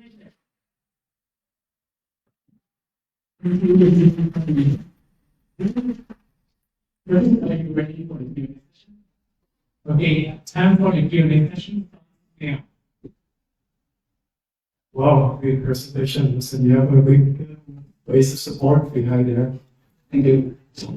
I would like to start with the question on your hold recommendation. The question is, why is it hold and not sell?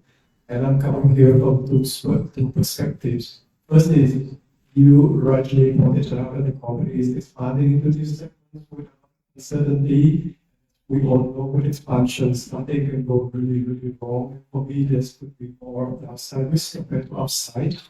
Second, if I look at your underlying analysis here on the valuation, we are looking at only 3.8% upside in terms of stock price.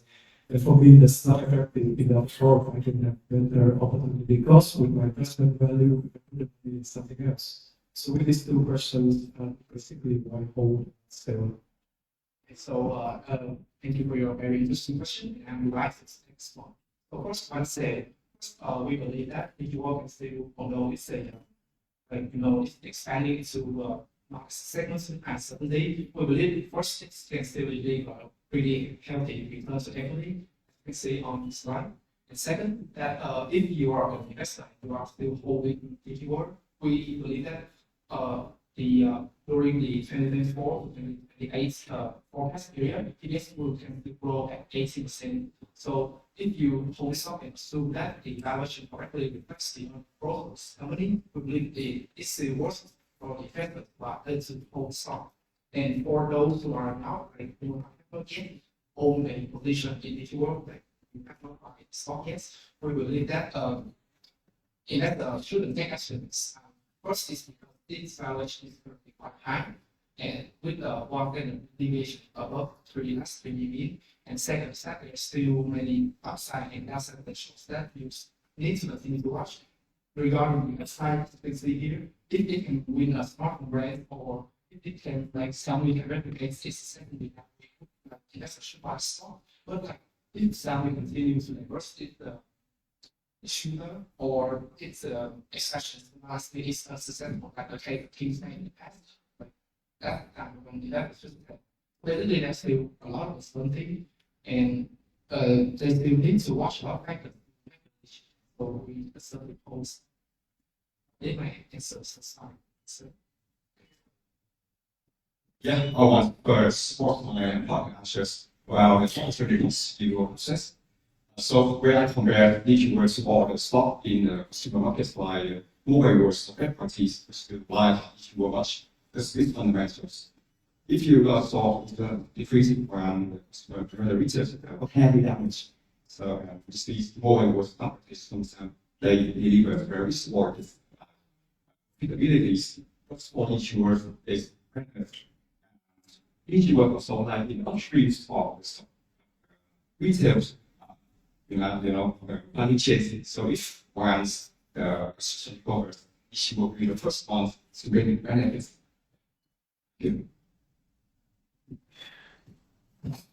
Let me give you a bit of challenge on the valuations. Your PE is not attractive because it's so high, and you do the PEG is 1. So you see very little upside. This is a very difficult earnings is the lowest now. And it's going to recover. You look at the profitability margins, it's the lowest. And it's going to recover. Actually, revenue already recovered. But profitability has not. For sure, it will recover sometimes. But it's going to double in a matter of times. And your PE is going to go from 20 to 10, and your PEG is going to be as much less than now. It's going to be much more attractive for this. Thank you for your questions. So I want to ask 3 questions. So regarding to the potential, you said in the futures there could be dependent for revenues who will focus. That is really small attractive than now. But actually we haven't seen any extraordinaries of which you were to in sales or the industries we said how used to say we will have industry growth stable because it very high rates. We actually haven't seen any extraordinary growth. So let me support my friend. And the case that you have mentioned is mainly you think that margins will recover as the economy rebounds, right? And so PE will become effective and PG will be lower and it present the better upside. But actually, we have already reflected that in our basis. And if you turn the slide, edit margin. Yeah, that one. So we have already had the retreat margins. If you look at margin, it improved from 2.3% to 3.1%. Why? Mainly because of the decrease in like selling expense and SG&A expense per revenue because consumption recovered. So we have already taken that as a whole. That result in a PDG of nearly 1. So we don't believe that it's an effective time. Okay, thank you, Tim.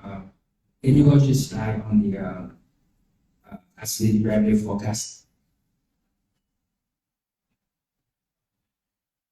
Okay, yeah, so I have questions about the blended gross margin for this segment. Okay? Because in your forecast, it seems that Apple is the growth driver, right? Do you have information on the GPM of Apple and how would that impact the blended GPM of the business? Thank you.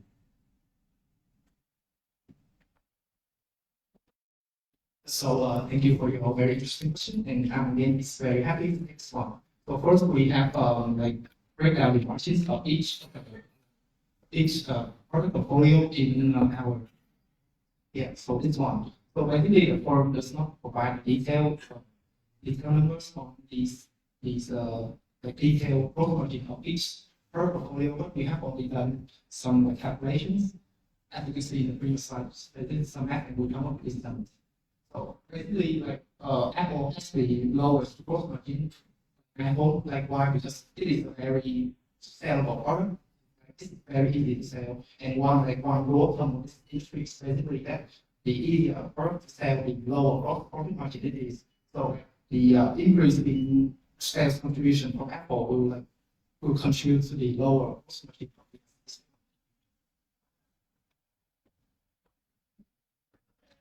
To add to my question is that when it comes to the iPhone products, there are two ways for the entities to expose to Apple. The first one is that the reseller can indirectly purchase from wholesalers at keyword or any snacks. The second way is that they can order directly from brand manufacturers like Apple.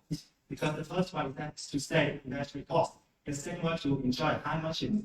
So as a matter of fact, leading retailer chains like Weibo or any shop have accounts for 50% market share for iPhone retailer market share. So we believe that in the future, when retailer chains like Shop or Weibo have larger, they will have sufficient distribution network or enterprise operation system to directly purchase from manufacturers, and in exchange, with a bit retaining the purchase from the retailers chain like that, such wholesalers like Individual or Access can offer high discount for them to retain the purchase. So like sum up, basically we believe that the growth margin of SMB segments will slower because iPhone will grow in contribution, and second is because iPhone has low profit margin, and the third one is that the gross profit margin we believe for iPhone will lower in the future because of consolidation. Can we quickly go back to the financial analysis? Well, I should, because for me, if I am to buy a property like this one, I would be very interested in how they manage the inventory and receivable balances. Have you done such analysis in terms of efficiency, days of receivables, and inventory over the years? And how has the company improved or deteriorated in terms of these assets? It's working capital we expect to normalize in the future. The operating days, like customer examples, will move downwards in the future on some split levels, but the average level will be higher than the first average on these one strategies. The customer cycles move down rather mostly by the daily inventories. The investments are target to manage inventories at 6 months. Thank you. Thank you, the team.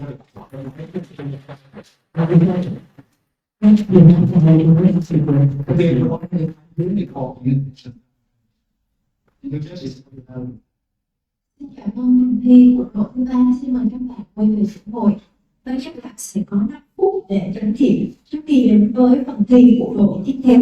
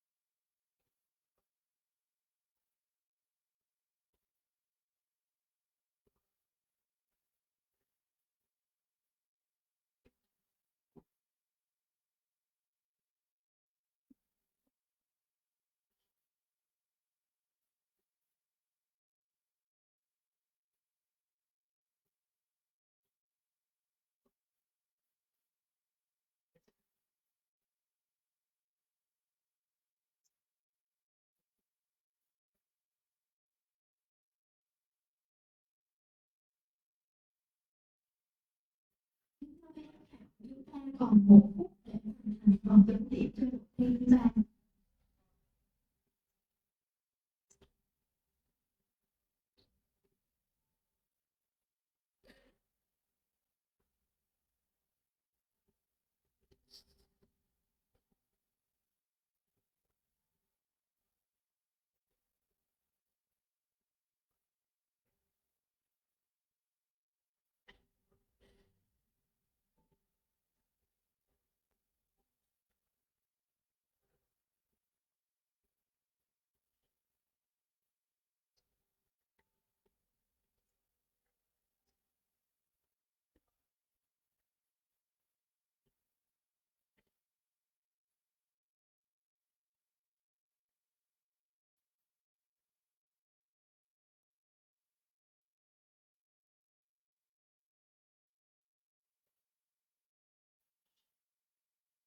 Okay, that's it for scoring of the 13th presentation and Q&A. So we now open the queue. Please, prepare yourself.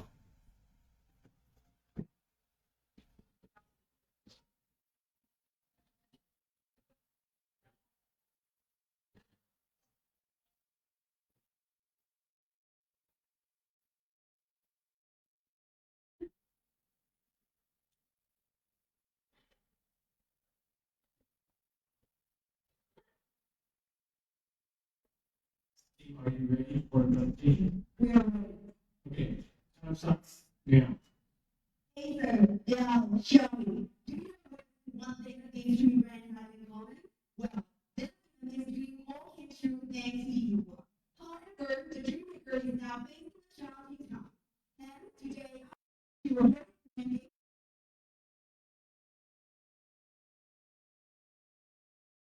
DNA per share, representing a 4.5% haircut. Coming on to me, one, more glasses and office equipment. Allow representation. Two, sharpen the Turkish demand and loss saturation. So that it's not one laptop and not that grow. Three, you pigmented to do good and unrepeatable. Require each of to show their earning potential. These words are hosted in three segments: ICT, home life, and automotive and pharmaceutical, with a focus on smartphones, laptops, and tablets, which account for 80% of the total revenue. With ICT, it was captured dominant market positions to rank second, exceeding 40% figure in the last 5 years. It was comparative advantages are being the sole market expansion services provider for market analysis to other services, economy of scale, and visionary product choice. With such advantages, the government strategy is diversification. We believe that it was agents who bring other segments to become the novel drivers, especially with ICT-related ones. Coming to our first thesis, it was new catalyst home appliances and office equipment. Firstly, for home appliances, the market is favorable with rising middle class, increased urbanization, and the burgeoning smartphone demand. In that context, with the cross-sell strategy with ICT from the overlapping part sales, Xiaomi believes the home appliances revenue for two reasons. One is the classic competitors with affordable pricing and excellent quality. Two, it eliminated the barrier of high import tax from 35% to 0% by shipping assembly to Vietnam to follow the successful phase in India. Pushing Xiaomi TV to capture 12% of the market share, we expect the home appliances revenue with such a 29.1% figure in the next 7 years. Secondly, for office equipment, revenue drivers are servers, workstation, and storage, and industrial equipment. One, servers, workstation, and storage will increase driven by the low level of digitalization with the booming in the economy. Moreover, if we participate in the domestic data storage to accelerate the IT infrastructure investments.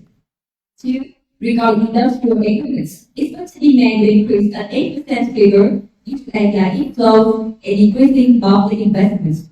Revenue from artisans will uplift at a faster rate and capture more share of the fragmented markets with a non-expansion plan. All in all, revenue from office equipment is forecasted to increase at 17.1% figure in the next 7 years. So now you will be asking, what is your recommendation? If I will say, traditional smartphone, laptop, and tablet segments of digital are different stories. In short term, domestic consumption is threatened by recessionary fear in the Vietnam export market, and the inflationary rates coming from the current expensive gap. When factor demand will only recover late 2024 due to strain global inflation. Therefore, domestic smartphone, laptop, and tablet market in Vietnam are expected to remain low in 2024 before recovering in 2025. Sluggish demand also leads to the current price war, by mobile war, with the largest interest rate reducing their price, which is revenue target.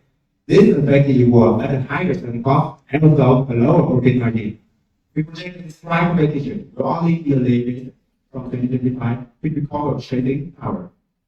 Looking to long-term future, domestic smartphone, laptop, and tablet market in Vietnam can be saturated with high production rate and high price compared to regional peers. There is also no momentum for the world side brands of the laptop and tablet DigiWall has partnered with 6 outstanding leading brands regarding smartphone. The possibility of DigiWall further cooperating with Samsung or Oppo is very low. Therefore, we expect this segment's revenue to grow only 8 and 11% CAGR in the next 7 years, largely driven by 4 to 6% annual price increase thanks to premiumization. Another concern is that new segment of consumer goods and pharmaceutical require additional time to show their earning potential. Regarding AB earlier, the key driver of consumer goods segment, the manufacturer taking market share of 0.5% from 2018 until now. Moreover, these will only to be beyond market share and have no limitations on Oregon and general share. About 90% of AB revenue in Vietnam. In pharmaceutical, these will dominant player in every stage. For important visa application process, EU will require additional time to accumulate expertise in the industry to form partnership with manufacturers who have already had loyal position with global leading distributor. Now, concerning domestic distribution, EU will also pay fair competition for outright wholesaler of the importer product portfolio. Atlantic appearance companion agents, this segment is projected to grow only 4% here in the next 7 years. Contributing only 7% of gross profit by 2030.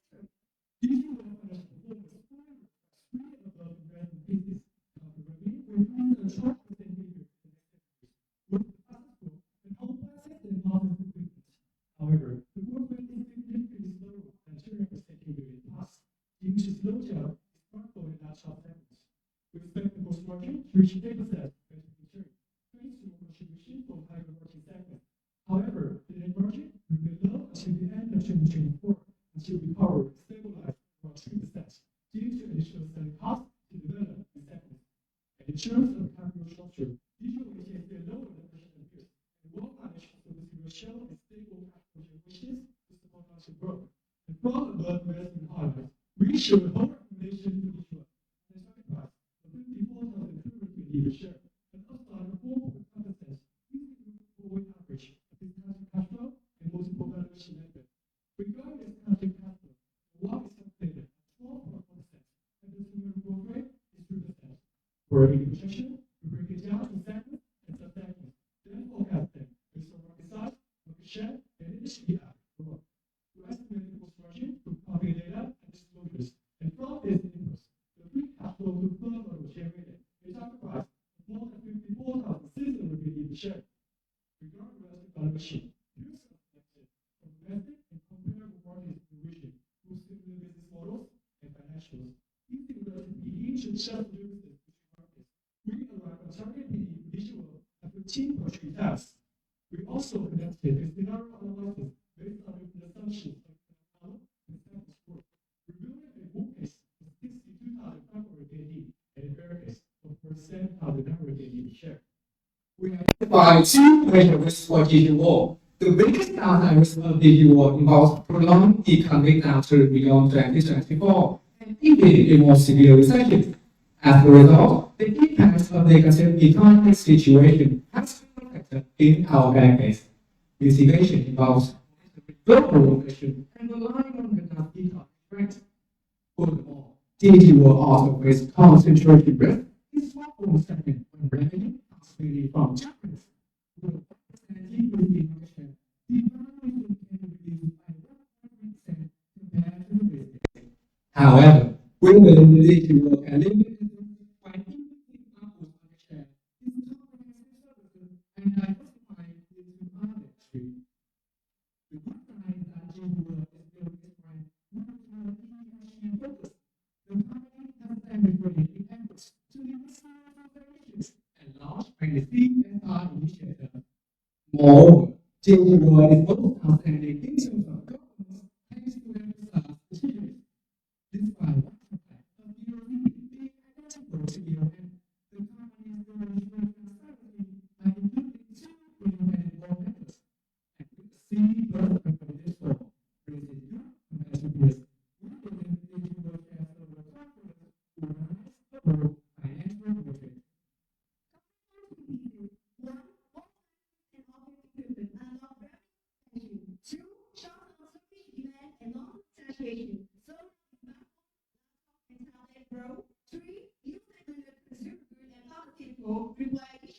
show their earning potential.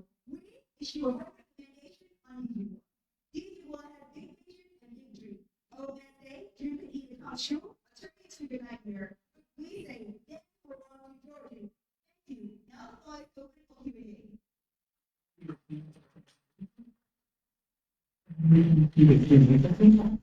Judges, are you ready for the Q&A? Okay, time starts now. Okay, thank you, Tim. Can you please go to the slide on the outlines? Where you see the production relocation to Vietnam. Okay, start. Okay, my first question is about the production locations of the other brands. You know, where are Sony, LG, Samsung, TCL, TV are being produced? Thank you for your question, and I will answer your concern. In Vietnam, specifically, Samsung, Sony, also they are globally assembly in Vietnamese industrial parks, so they are not affected by the high percent of home appliance. Thank you. Okay. And my second question is that when you're like you can like 2030, right? Xiaomi TV can achieve the market share of 30%. So by that time, like, which brands here will lose market share to Xiaomi TV? Thank you, and I would love to answer your first question. And please turn to appendix C or 11. Thank you. And I believe that the cheaper price of Xiaomi TV aligns with the price-sensitive behavior of Vietnamese consumer. And moreover, the Xiaomi smartphones also have a remarkable experience now, and this will boost the sales for other products of Xiaomi in the ecosystem.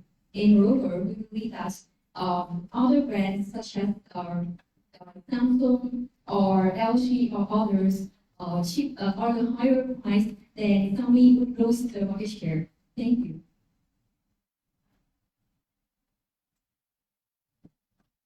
Hello, Tim. For me, I'm very delighted to listen to your presentation. I think you have demonstrated the understanding of the company, this sector, especially the distribution of the sales of the company. Now, let me start with my favorite question whenever I see a old recommendation. Why is it old and not selling? Because for me, I can see at least 3 reasons that this could be a better recommendation. First, if I look at the upside of only 4.5%, it's not attractive very much, right? You can have much better returns in other asset classes, other investment profitability. So why hold on to the stock when you can expect such a minimal return? Second, on the first pages, you identified 1 merit but 2 concerns, and you can see the number of concerns outweighing the merit. So naturally, one can think of selling immediately only seeing this slide.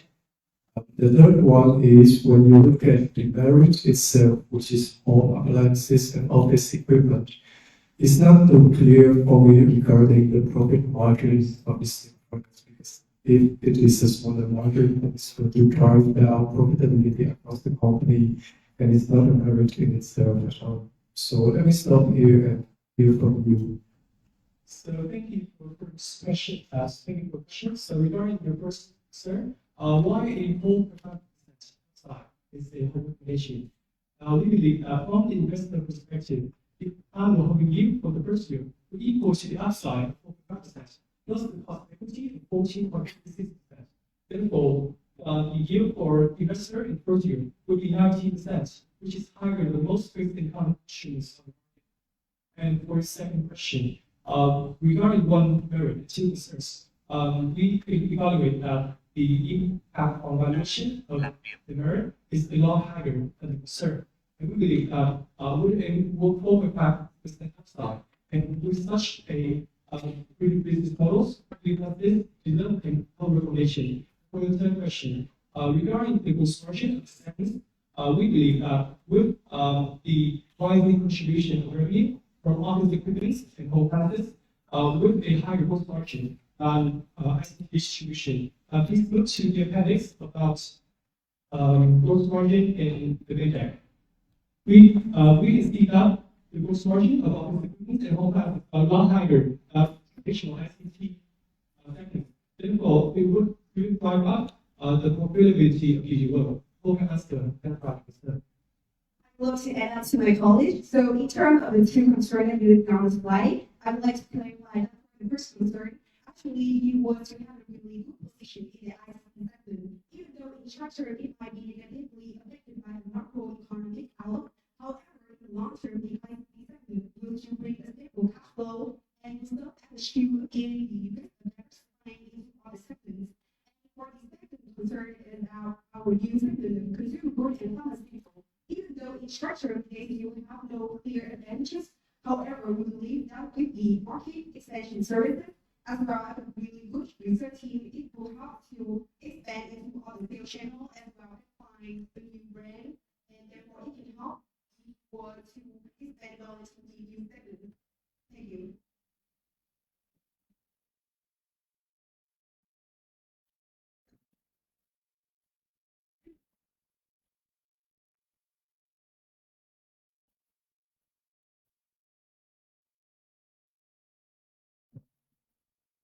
So you have factors as primary growth on the table.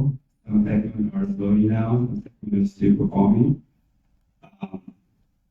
So my perspective is you have something that is generating stable cash flow for you, and the company managed to buy new driver. So why don't you buy it? I mean, they managed to find new drivers. Even though they have stable business, some business as you mentioned, saturated. But there are evidence that they managed to succeed in other fields, in other segments, in other new business. That is convincing to me. Thank you for your question, and I will have to answer your concern. Could you please move back to the slide about the revenue contribution if you want?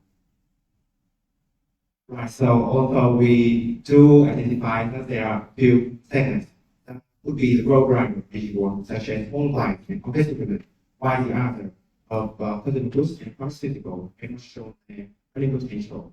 However, looking at the current contribution of revenue from the segment, we can see that the ICT traditional ICT segment still contributes a huge proportion. But we believe that even when the online and office equipment grow at our base pay analysis, it still should suggest just an overvaluation, not a buying. Thank you. Who may answer the question?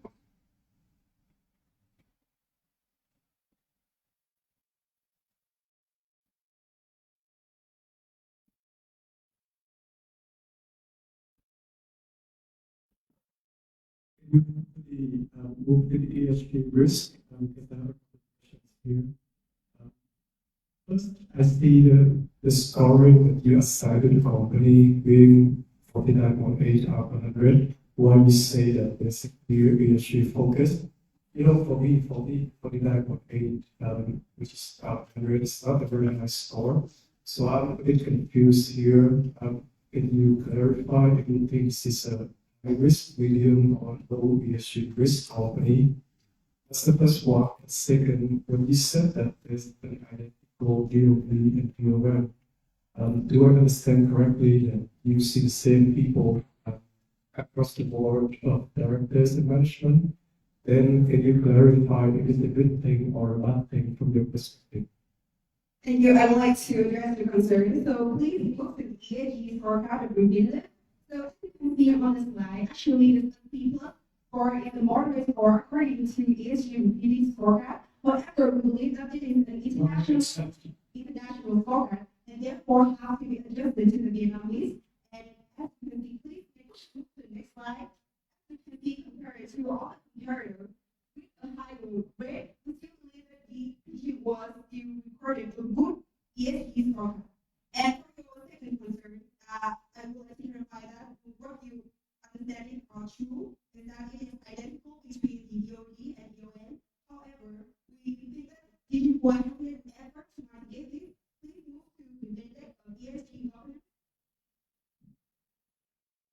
So as you can see that even though analytical DLM and DOE may lead to the risk of transparency in their decision making, however, it will have not get the district by not including in an independent member in their board, and compared to their competitor, this ratio of independent in the board is relatively higher, and therefore we believe that it will ensure transparency. Thank you, Dennis.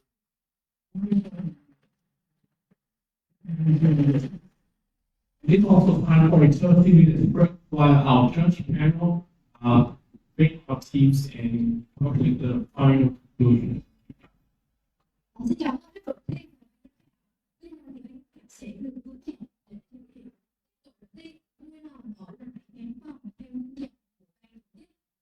Cảm ơn.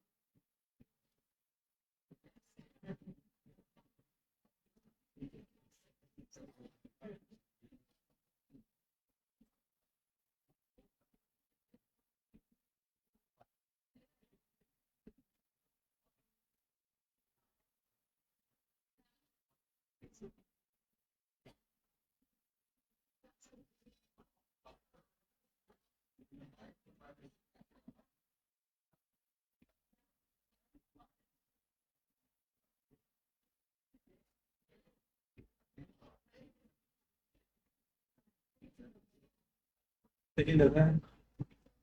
Yeah.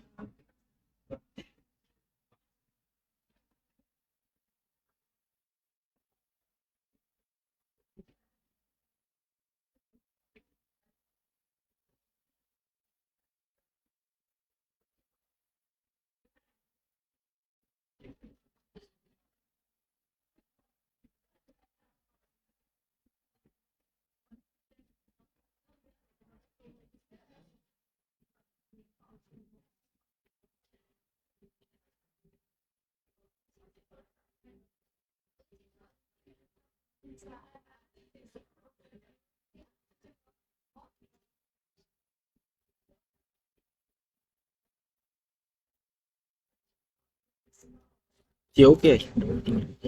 Em bảo trong thời gian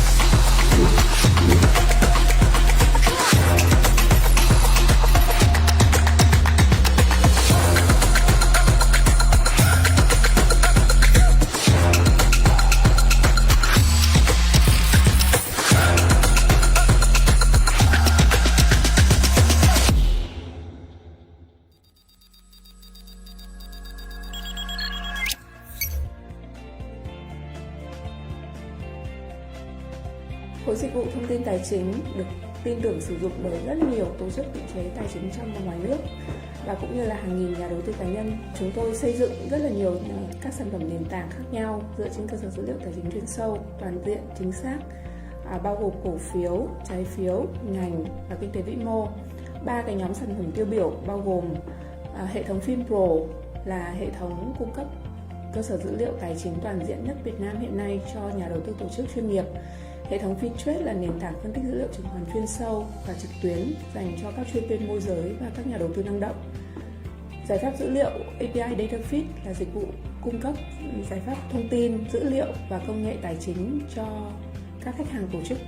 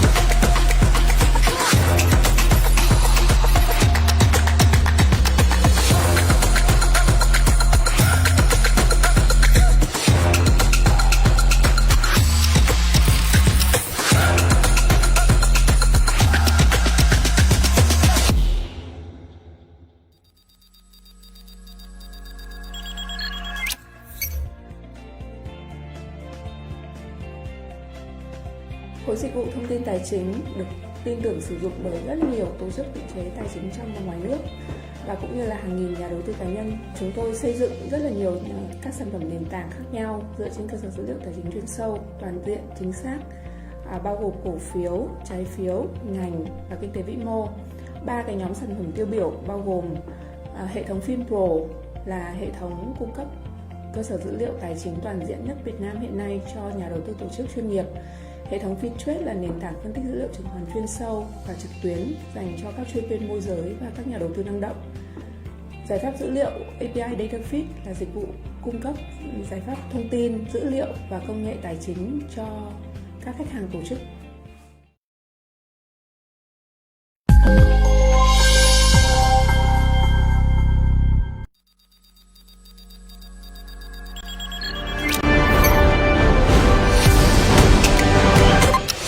Việt Nam, một vùng đất giàu văn hóa, lịch sử, nay đang được khoác lên mình năng lượng đổi mới với sự sôi động của tất cả các thành phần kinh tế. Với lực lượng lao động trẻ chăm chỉ, ham học hỏi, giàu sức sáng tạo, mảnh đất hình chữ S đang chuyển mình từng ngày. Một Việt Nam truyền thống được kỳ vọng trở thành một trong những trung tâm tài chính của khu vực trong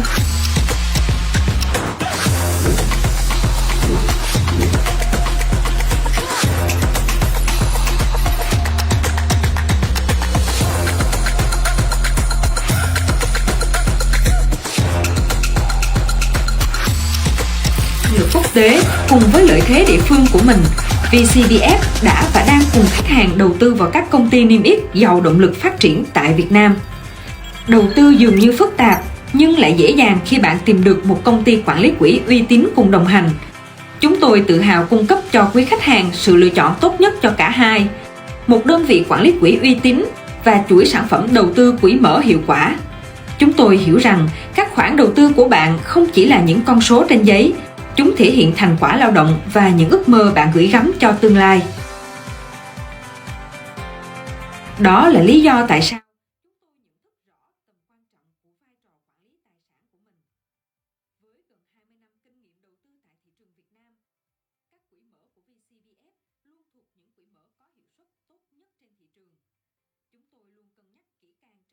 FIT là dịch vụ cung cấp giải pháp thông tin, dữ liệu và công nghệ tài chính cho các khách hàng tổ chức.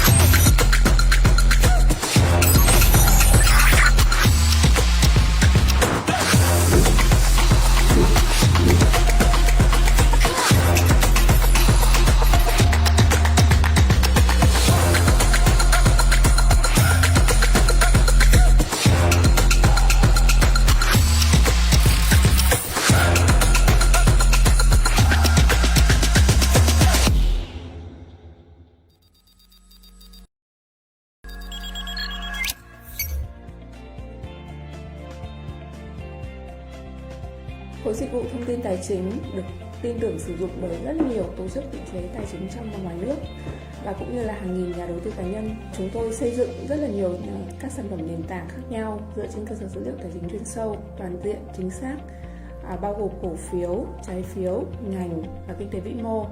3 cái nhóm sản phẩm tiêu biểu bao gồm hệ thống FinPro là hệ thống cung cấp cơ sở dữ liệu tài chính toàn diện nhất Việt Nam hiện nay cho nhà đầu tư tổ chức chuyên nghiệp. Hệ thống FinTrade là nền tảng phân tích dữ liệu chứng khoán chuyên sâu và trực tuyến dành cho các chuyên viên môi giới và các nhà đầu tư năng động. Giải pháp dữ liệu API DataFeed là dịch vụ cung cấp giải pháp thông tin, dữ liệu và công nghệ tài chính cho các khách hàng tổ chức.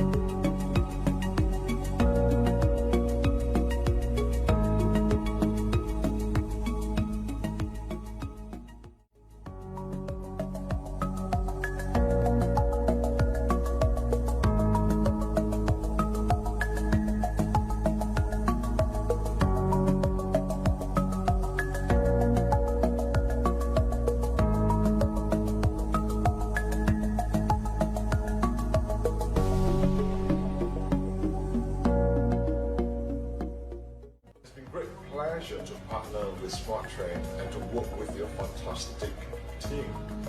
Thank you to be the pioneer in delivering CMA programs in Vietnam. IMA is ready to support SmartTrain, and together we can reach another milestone in success and in many more years to come.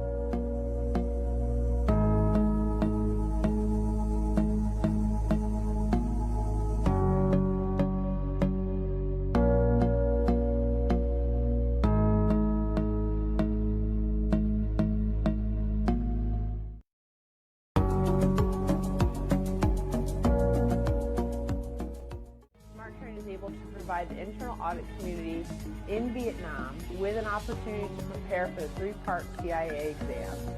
We chose to partner with SmartTrain because they're a respected and recognized company in Vietnam and are committed to providing professional training service.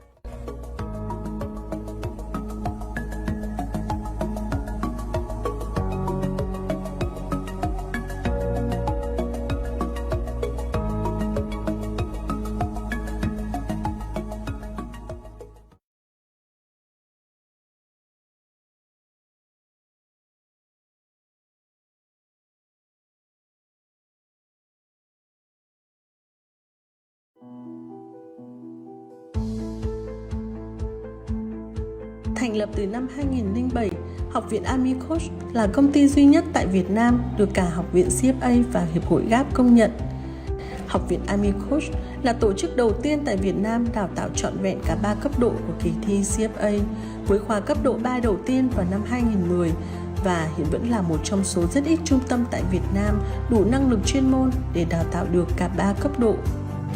Đội ngũ giảng viên của Army Coach là những giảng viên giỏi nhất, nhiều kinh nghiệm nhất thị trường đào tạo CFA tại Việt Nam, nắm bắt trọn vẹn sự thay đổi của giáo trình CFA qua các năm và là những người vô cùng thấu hiểu học viên và thí sinh thi CFA, từ đó có sự thiết kế bài học phù hợp và hiệu quả nhất.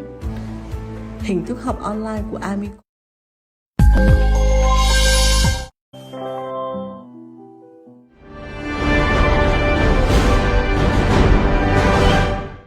Việt Nam.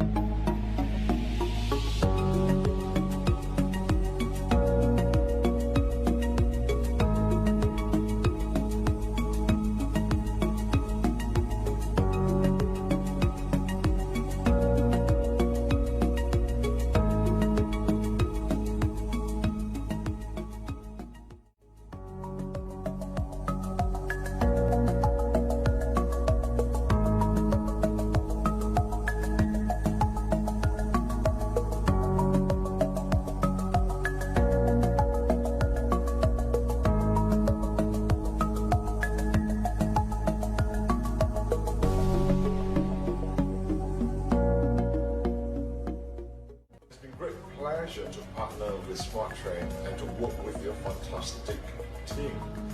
Thank you to be the pioneer in delivering CMA programs in Vietnam.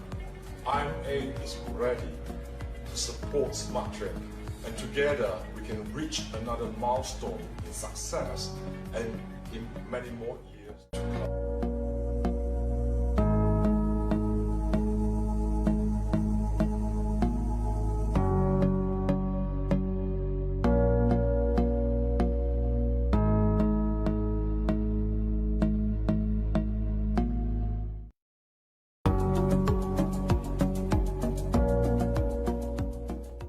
SmartTrain is able to provide the internal audit community in Vietnam with an opportunity to prepare for the three-part CIA exam. We chose to partner with SmartTrain because they're a respected and recognized company in Vietnam and are committed to providing professional training service.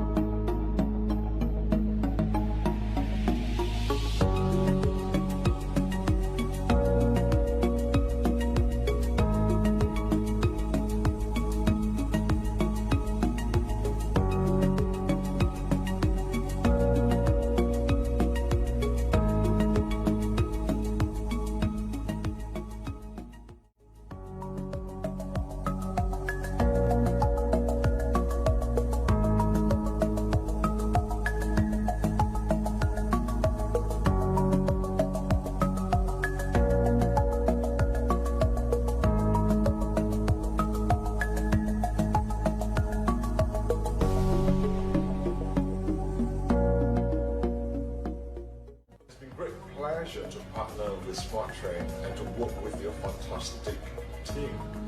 Thank you to be the pioneer in delivering CMA programs in Vietnam.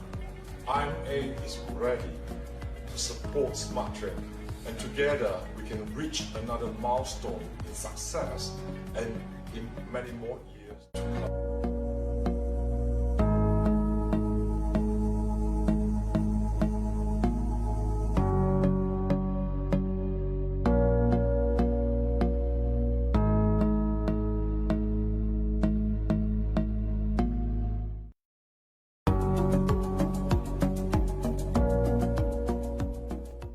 SmartTrain is able to provide the internal audit community in Vietnam with an opportunity to prepare for the three-part CIA exam. We chose to partner with SmartTrain because they're a respected and recognized company in Vietnam and are committed to providing professional training service.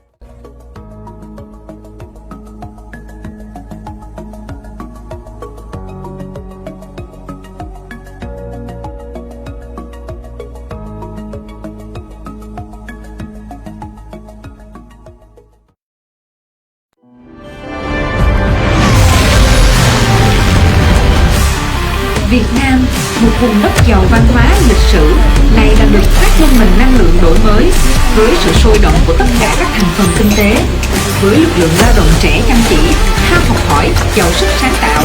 Mảnh đất chữ S đang chuyển mình từng ngày, một Việt Nam truyền thống được kỳ vọng trở thành một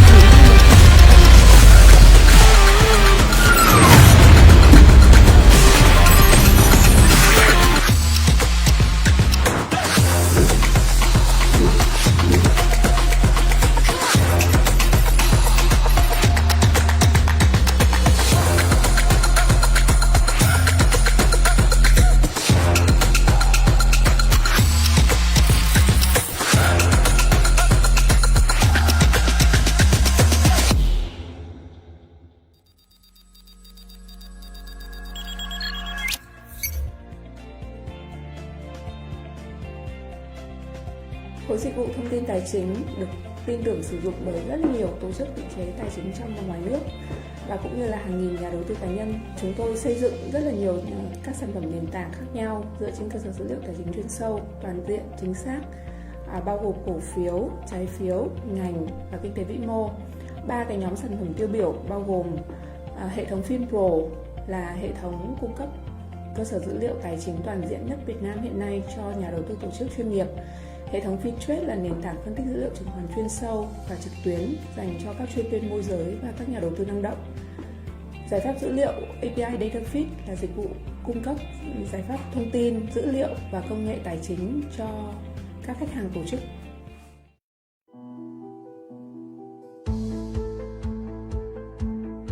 Thành lập từ năm 2007, Học viện AmiCoach là công ty duy nhất tại Việt Nam được cả Học viện CFA và Hiệp hội GAP công nhận.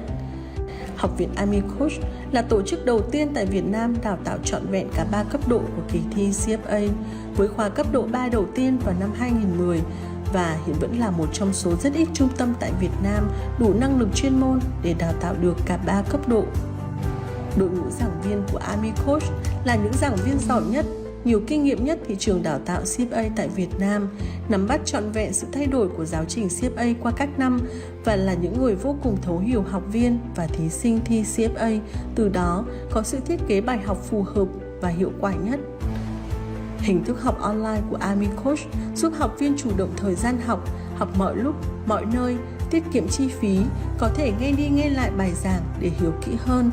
Cùng với sự hỗ trợ giải đáp bài vở 24/7 của các thầy cô, không chỉ tài năng mà còn được các thí sinh CFA vô cùng yêu mến. Hơn một thập kỷ đào tạo, Học viện AmiCoach đã nhận được những tình cảm yêu mến và hàng nghìn phản hồi tích cực từ phía học viên.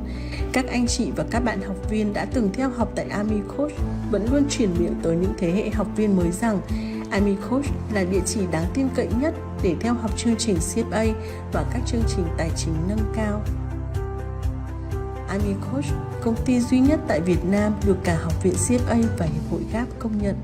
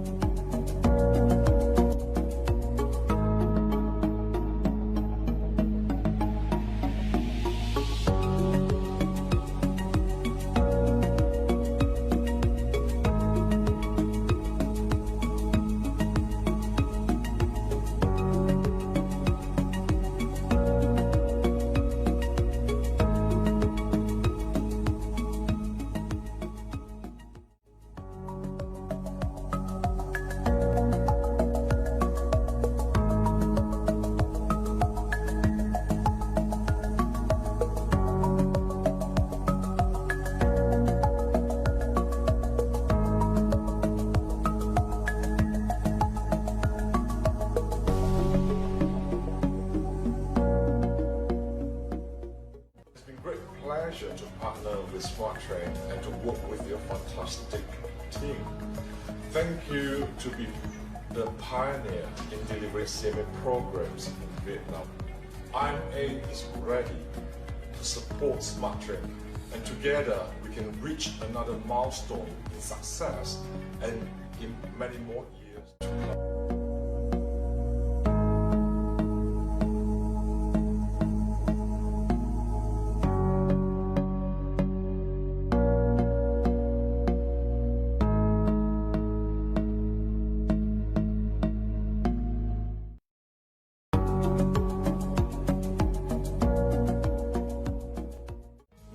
Able to provide the internal audit community in Vietnam with an opportunity to prepare for the 3-part CIA exam.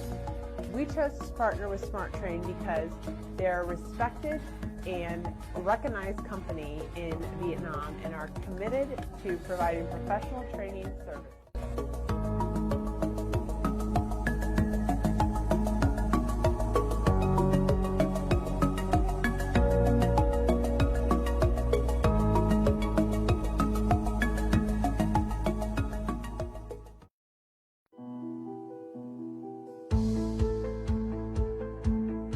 Thành lập từ năm 2007, Học viện AmiCoach là công ty duy nhất tại Việt Nam được cả Học viện CFA và Hiệp hội GAP công nhận.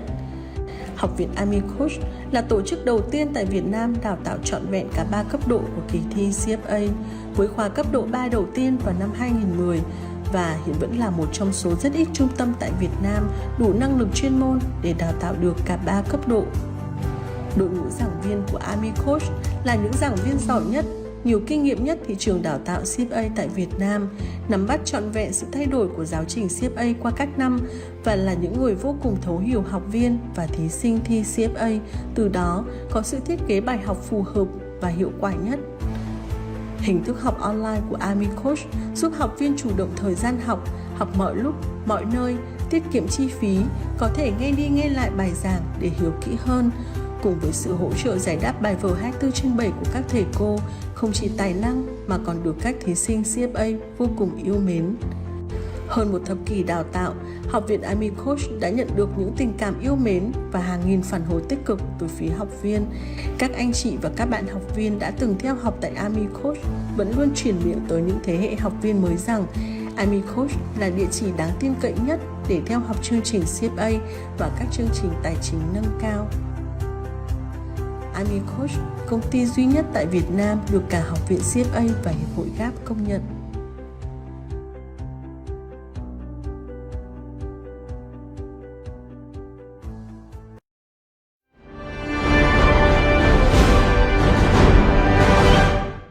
Việt Nam, một vùng đất giàu văn hóa, lịch sử, nay đang được khoác lên mình năng lượng đổi mới với sự sôi động của tất cả các thành phần kinh tế. Với lực lượng lao động trẻ chăm chỉ, ham học hỏi, giàu sức sáng tạo, mảnh đất hình chữ S đang chuyển mình từng ngày. Một Việt Nam truyền thống được kỳ vọng trở thành một trong những trung tâm tài chính của khu vực trong tương lai. Chúng tôi là công ty trách nhiệm hữu hạn quản lý quỹ đầu tư chứng khoán Vietcombank. Với công ty mẹ là Ngân hàng Vietcombank, tổ chức tài chính hàng đầu tại Việt Nam, và Franklin Templeton Investment, tập đoàn đầu tư tài chính danh tiếng toàn cầu, tiên phong trong việc đầu tư vào các thị trường mới nổi. Với năng lực quốc tế cùng với lợi thế địa phương của mình, VCBF đã và đang cùng khách hàng đầu tư vào các công ty niêm yết giàu động lực phát triển tại Việt Nam. Đầu tư dường như phức tạp, nhưng lại dễ dàng khi bạn tìm được một công ty quản lý quỹ uy tín cùng đồng hành. Chúng tôi tự hào cung cấp cho quý khách hàng sự lựa chọn tốt nhất cho cả hai. Một đơn vị quản lý quỹ uy tín và chuỗi sản phẩm đầu tư quỹ mở hiệu quả. Chúng tôi hiểu rằng các khoản đầu tư của bạn không chỉ là những con số trên giấy, chúng thể hiện thành quả lao động và những ước mơ bạn gửi gắm cho tương lai. Đó là lý do tại sao chúng tôi nhận thức rõ tầm quan trọng của vai trò quản lý tài sản của mình. Với gần 20 năm kinh nghiệm đầu tư tại thị trường Việt Nam, các quỹ mở của VCBF luôn thuộc những quỹ mở có hiệu suất tốt nhất trên thị trường. Chúng tôi luôn cân nhắc kỹ càng trong việc lựa chọn cổ phiếu, tự tin với những phân tích và nhận định của mình để đi trước thị trường. Kiên định với đầu tư dài hạn và đảm bảo một danh mục đa dạng. Đó là triết lý mà VCBF đã thuyết phục được lòng tin của hàng nghìn khách hàng. Chúng tôi tin vào sức mạnh của các mối quan hệ và các kết nối bền vững. Trong thị trường tài chính năng động và luôn thay đổi này, VCBF không chỉ là đối tác đồng hành trong việc đầu tư vào thị trường vốn, mà còn là đầu tư vào tương lai của Việt Nam, trở thành một phần của sự phát triển và ước mơ vươn tầm của người Việt.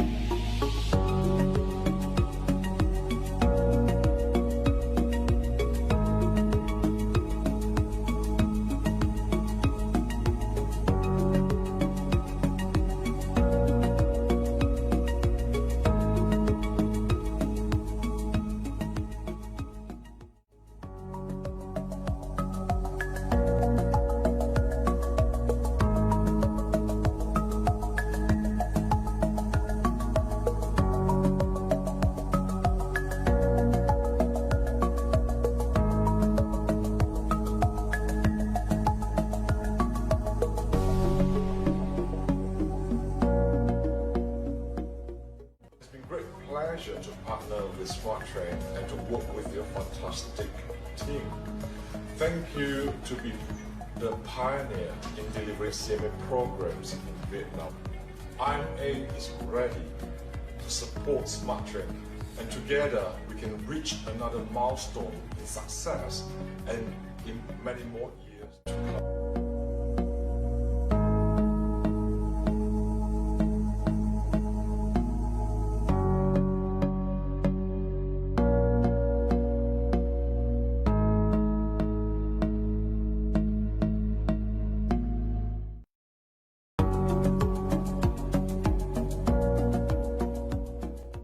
SmartTrain is able to provide the internal audit community in Vietnam with an opportunity to prepare for the three-part CIA exam. We chose to partner with SmartTrain because they're a respected and recognized company in Vietnam and are committed to providing professional training and service.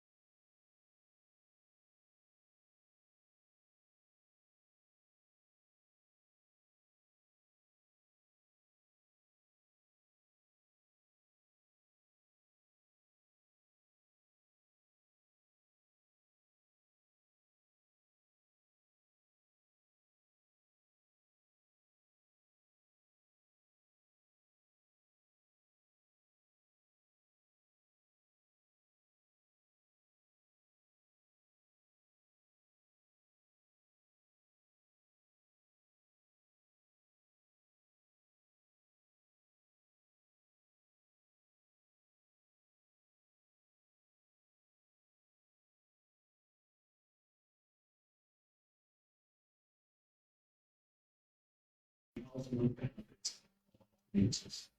These are not really seems to respond.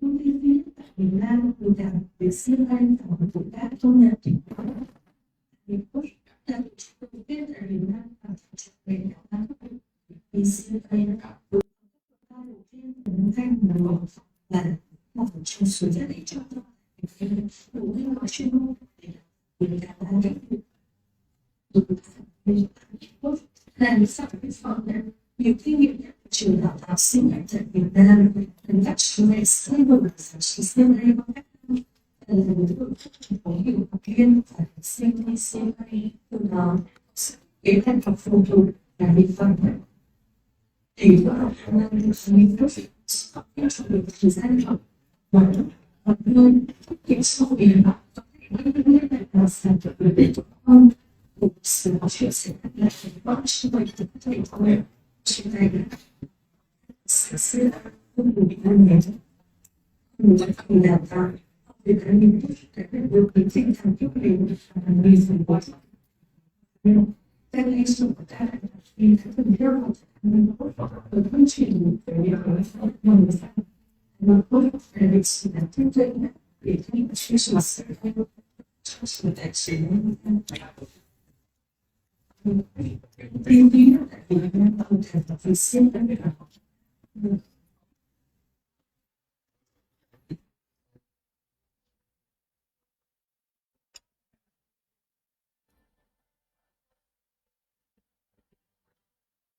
Việt Nam cùng chào văn hóa lịch sử ngày càng phát triển mạnh của hơn với sự sôi động của các thành phần kinh tế với lượng lao động trẻ chăm chỉ học hỏi giàu sự kết hợp và rất còn trẻ đang chuyển mình thành này một Việt Nam truyền thống thi học trở thành một trong những trung tâm tài chính của khu vực trong tương lai. Chúng tôi là công ty trách nhiệm hữu hạn quản lý quỹ đầu tư chứng khoán Vietcombank. Với công ty này là ngân hàng Vietcombank, tổ chức tài chính hàng đầu tại Việt Nam và Intelligent Investment, tập đoàn đầu tư tài chính hàng tiến toàn cầu, tiên phong trong việc đầu tư vào các thị trường mới nổi với năng lực quốc tế cùng một lợi thế địa phương của mình. VCDF đầu tư vào các công ty doanh nghiệp và động lực phát triển tại Việt Nam. Đầu tư nhiều những phức tạp nhưng lại dễ dàng cho bạn tìm được một thông tin phải là quỹ viên viên của mình. Chúng tôi vừa chọn với khách hàng sự lựa chọn của các gia đình. Một đơn vị quản lý quỹ uy tín và một sản phẩm đầu tư quỹ mở hiệu quả. Chúng tôi nghĩ rằng đầu tư của bạn chỉ là những con số thế giới. Chúng thể hiện thành quả lao động và những ước mơ bạn nghĩ ra trong tương lai. Đó là lý do tại sao chúng tôi nhìn thật rõ tầm quan trọng của vai trò quản lý tài sản của mình. Với gần 20 năm kinh nghiệm đầu tư tại thị trường Việt Nam, quỹ mở của VCDF thuộc những quỹ mở có hiệu suất tốt nhất trên thị trường. Chúng tôi luôn cân nhắc kỹ càng trong việc lựa chọn cổ phiếu, tự tin với những phân tích và nhận định của mình để đi trước thị trường. Alo. Kiên định với đầu tư dài hạn và đảm bảo một dân đa dạng. Đó là triết lý mà VCDF đã thuyết phục được lòng tin của hàng nghìn khách hàng. Chúng tôi tin vào sức mạnh của các mối quan hệ và các kết nối bền vững. Trong thị trường tài chính năng động và luôn thay đổi này, VCDF không chỉ là đối tác đồng hành trong việc đầu tư vào thị trường vốn, mà còn là đầu tư vào tương lai của Việt Nam, trở thành một phần của sự phát triển và ước mơ vô tầm của người Việt.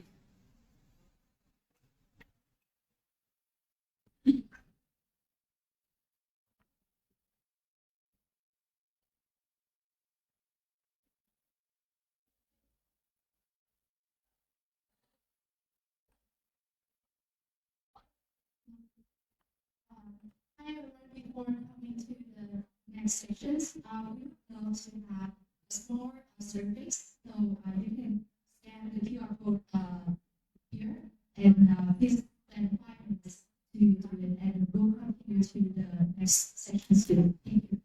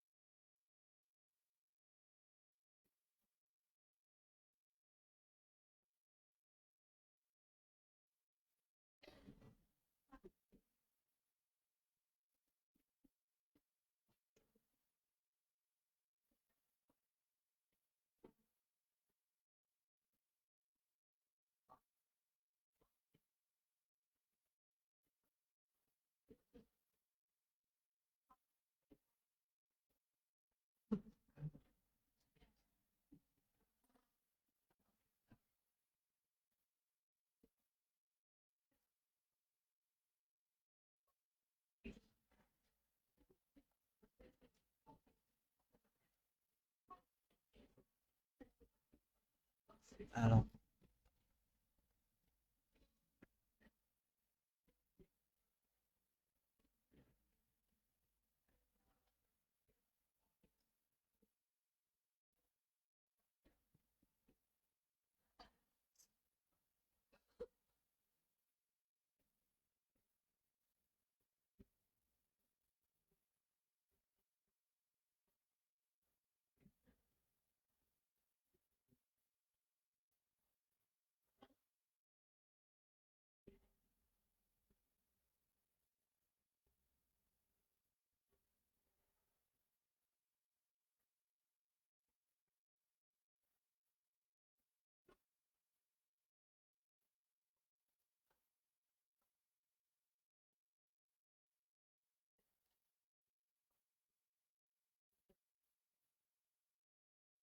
Ladies and gentlemen, welcome back after the break. Xin chào quý vị khán giả, chào mừng mọi người quay lại sau giờ nghỉ giải lao của chương trình. This year, company, subject company is DG World, and we are very grateful for the excellent support of the company to develop the research challenge. We'd like to invite our subject company, Mr. Van Pompey, chairman of DG World, to come to the stage and share his remarks.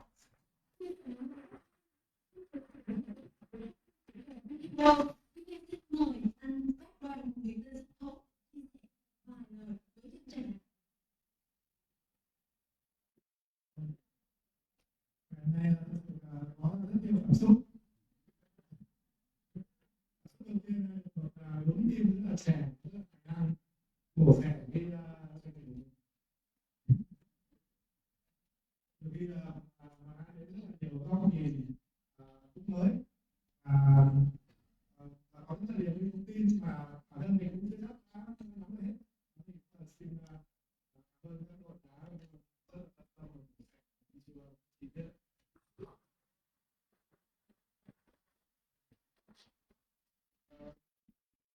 Và việc thứ hai thì mình cũng lần đầu biết đến cuộc thi này và cảm thấy rất là hứng thú ra cái buổi chia sẻ thì các bạn được thi là chúng ta sẽ triển khai vì như là sang ý nghĩa mà cái tour tức là về theo đuổi làm sao có thể ảnh hưởng tốt đến xã hội và rõ ràng là vì các lớp trẻ hiện nay của các bạn có nhiều ý nghĩa hơn so với cái nét cá nhân kích là tôi thì tôi sinh năm 70 gần như là cái thế đầu tiên chúng tôi ra trường và may mắn là cái đầu tiên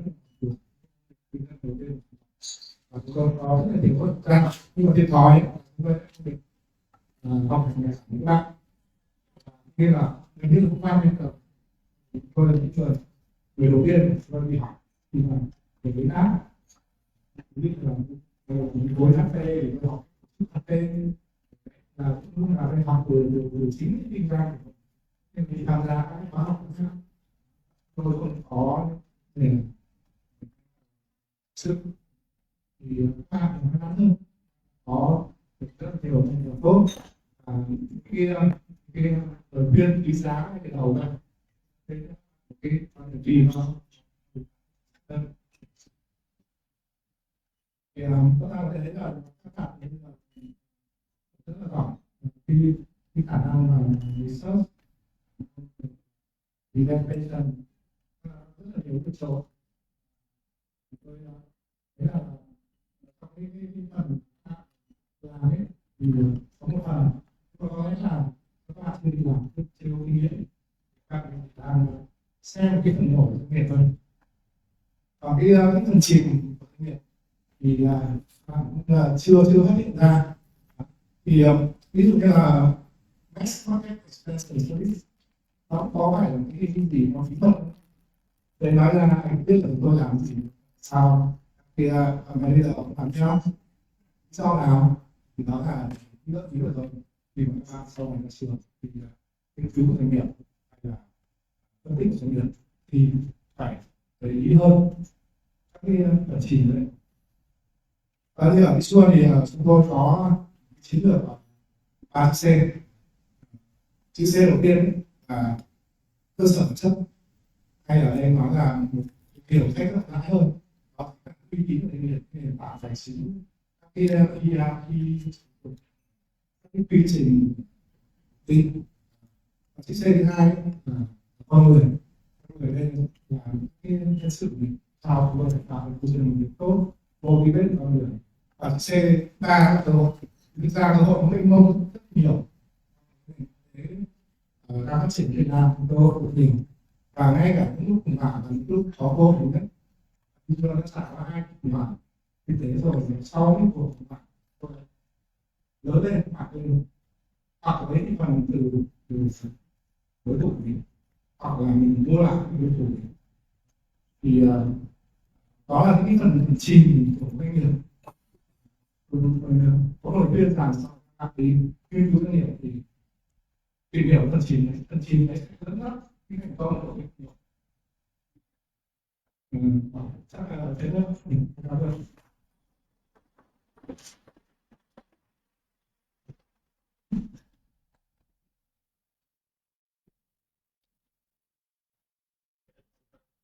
Mr.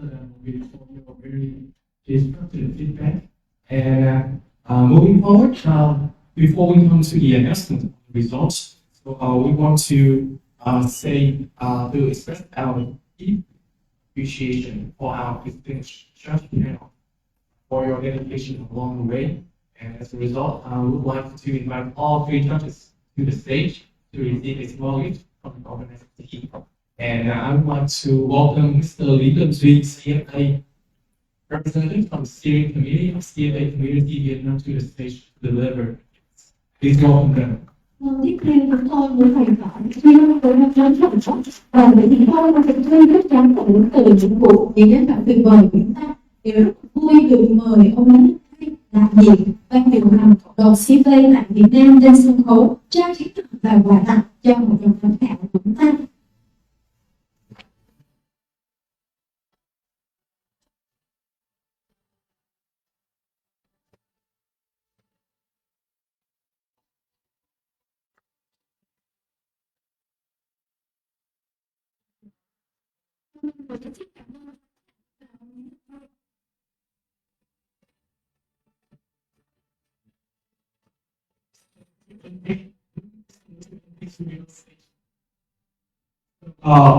We are on the edge of reaching the final results, and we know that all the contestants are very nervous. However, I think it is very helpful if we can get more in-depth feedback from our judge panel, and I would like to invite Mr. Nguyễn Trị Vinh, CFA, from the Domain Fund Management to share his reports about the performance of the circle today. Trước khi đến với phần quan trọng nhất của chương trình thì xin mời mọi người và các bạn thí sinh kiên nhẫn một chút và chúng ta cùng nghe những lời feedback, một nhận xét vô cùng đáng quý giám khảo Nguyễn Trị Vinh. and everyone. Okay, so firstly, thank you organizer for having me today. I'm very honored to be a judge for the presentation, and also it's a privilege for VCF to be the intensive sponsor for the winning team. Yeah, so we're gonna offer some slots for the some members of the team to become the intern of VCF, and then it's a good opportunity for you to sharpen your skills and gain more experience. And for today's presentation, we judges here are very impressed with your energy, your analysis skills, and also your confidence. And it really helps us to make a final decision with the winning team. And firstly, for the team who will not win today, I think we are very, I think you guys all are very, have very good skills. And if you don't win today, it doesn't mean that we don't win in the future. So keep it up your action, gain more experience, and gain more skills. And for us to make the final decision, actually we consider holistically some key factors. Firstly, the quality of your analysis and evaluation, and secondly, your presentation skills, and also the way you respond to the questions of the judges. Okay, and I'm not going to announce the winning team, and I just will do that. I will take the privilege. And but just before giving the time to the judge, I just want to give you advice for you, because you're gonna leave your campus and look for opportunity in the job market, right? So the first thing is that keep up your passion, okay? Continue to gain more experience, to gain more skills. And the second is that, as Mr. David mentioned, look for a good mentor who can give you a lot of thoughtful and invaluable advice so that you can advance in your career. Okay, thank you very much for your participation today. Vâng, xin rất cảm ơn người trưởng thông về những chia sẻ sâu sắc này.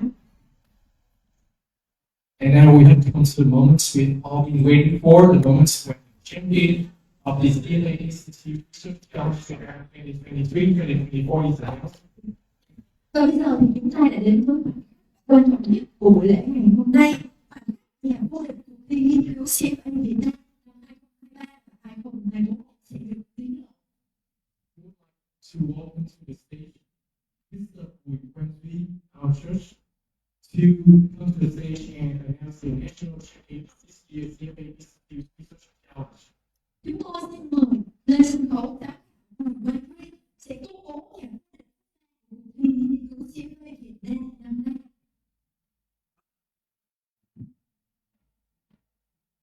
Okay, hello everyone. Good. On behalf of my fellow churches, I give pardon with stand here, make an announcement to you. Fortunately or unfortunately, I can feel the burden because we all realize that this is the national final round of competition.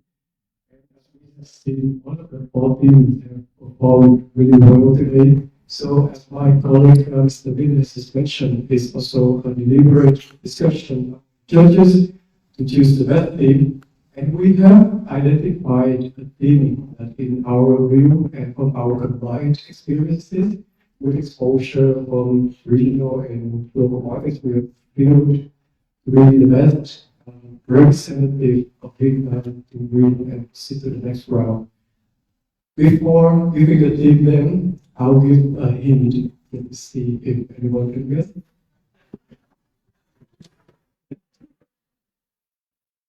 So this is a theme that might one recommendation. So it's not a book. So the other thing is this is a theme that has the most energy we could have for the churches. Very energetic, very positive vibe, very positive recommendation as well. Even though the thing has the smallest number of participants, the energy is there. And as I mentioned, it's a very important decision for the churches. I feel like this is the best decision when it comes to considering different aspects. So, without further ado, I would like to announce the number two as the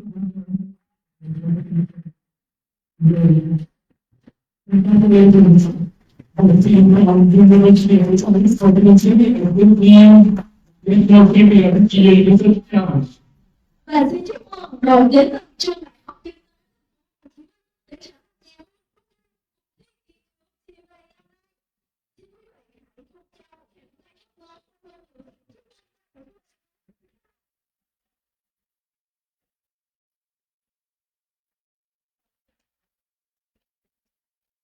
Kinh tế.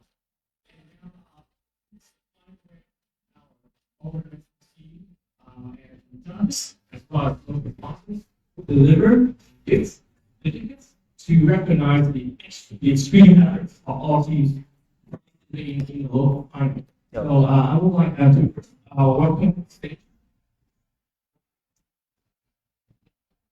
National Economics University team to the stage, and I would like to invite Mr. Murphy to deliver the certificates to the team. Cho chúng ta được biết kết quả nhưng tất cả các đội đều đã làm rất tốt ở trường. Và đây là thời điểm mà ban tổ chức mời ban giám khảo sẽ gửi đến tất cả các đội hoàn món lan về những chứng chỉ để công nhận công sức với kết quả năm nay. Vì đội đầu tiên mời trên sân khấu là đội kinh tế quốc dân và Bùi Quang Di sẽ trao chứng nhận của chúng ta lên về điện thoại.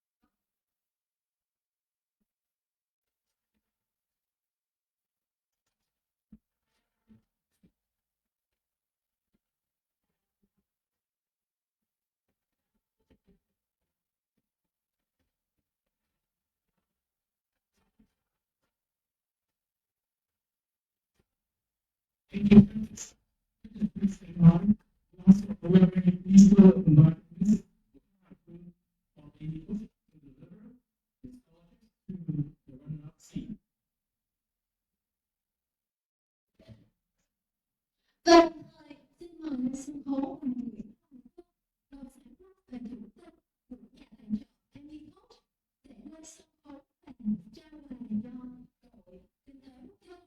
Đội kinh tế quốc dân các bạn từ chỗ sớm. Mời các bạn lên sân khấu đến nhà tài trợ.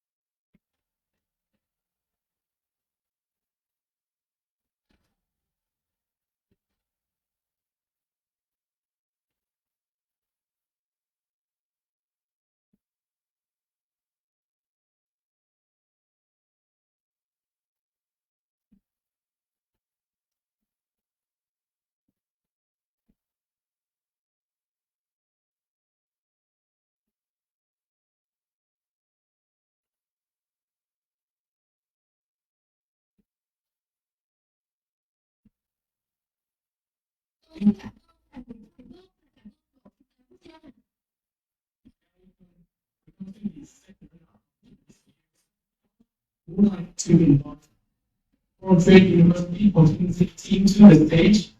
And I also welcome Mr. Children from the Economic our church to come to the stage and deliver the gifts to the team.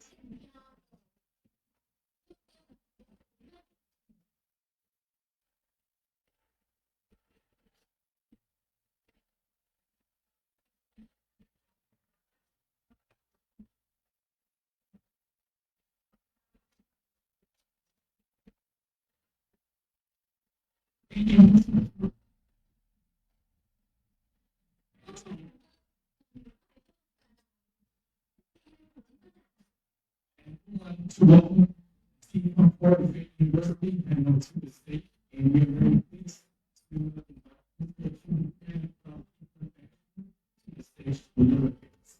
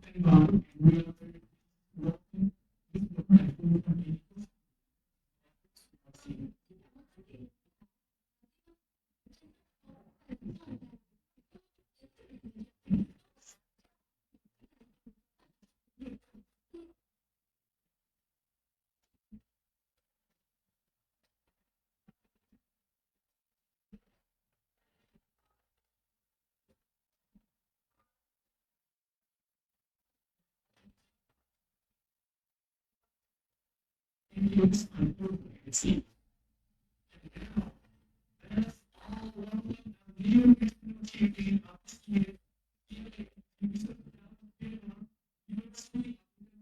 What do you say?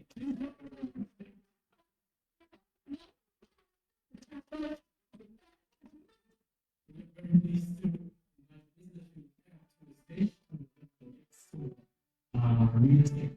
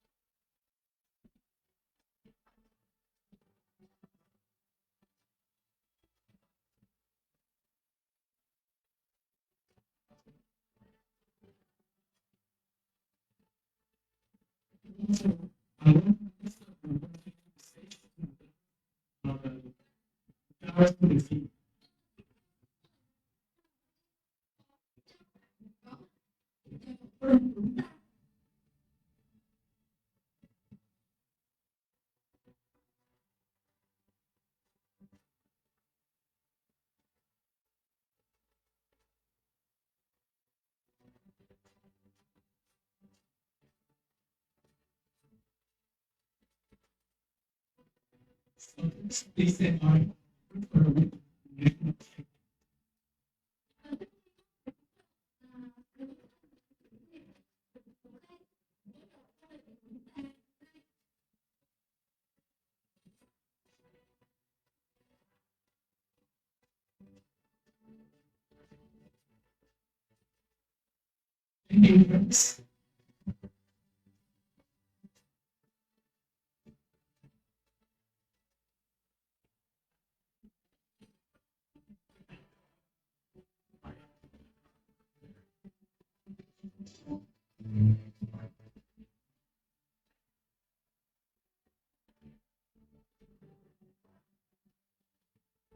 want to individual.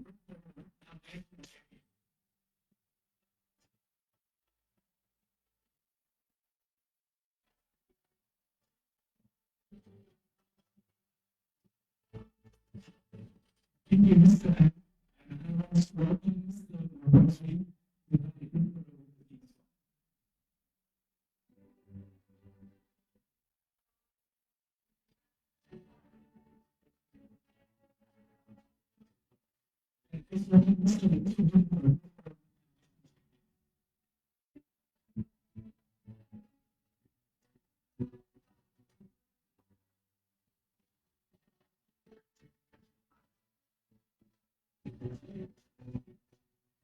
and I want to welcome this year. I sponsor able to members.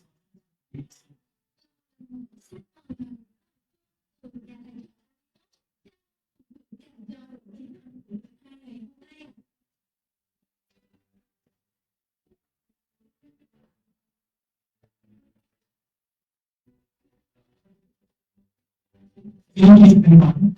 Please, everyone. And I think that the team is well. It's something different from EG World representative. And I want to invite Mr. the exchange of EG World to come to the stage for the group of English for training.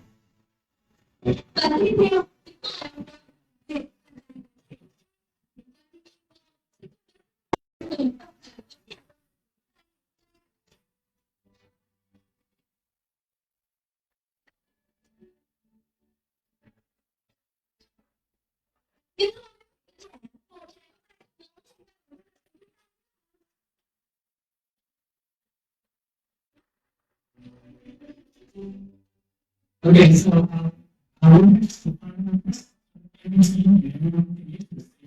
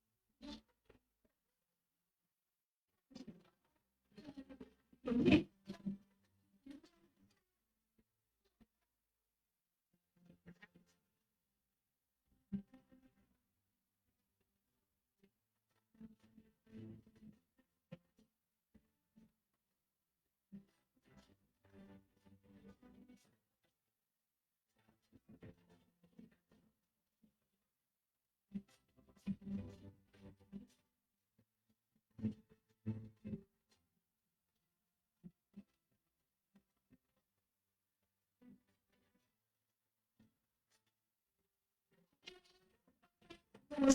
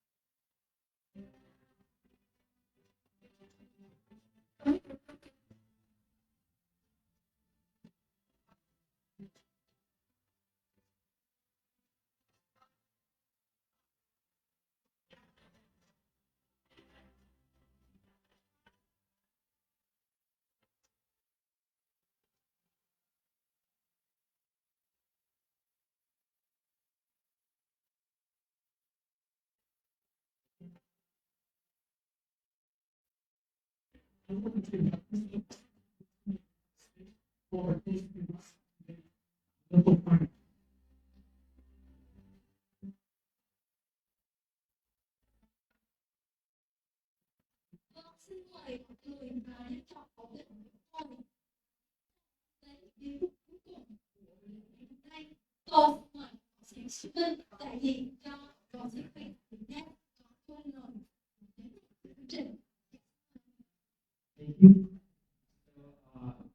I think we have had very good time, very exciting, interesting, and full of emotion during the past 3 hours. So I would like to take this opportunity for closing this event to express my sincere thanks to everyone who contributed a great time and effort to make this event happen and be one of the most successful events this year and all the time. And the big thanks come to all our organizing team and the sponsors, the subject company, all the students, mentor, trainer, judges, and the university management, and everyone who support the team, the students, to participate in this competition, and also of their families. I would like to express our thanks to everyone and wish you all here good health, prosperity, happiness. And before closing, I would like to send my best wishes to the 4 finalist teams. Whether you are a winner or not, you are still the winner of this competition. Thank you very much, everyone. Thank you. Thank you, everyone.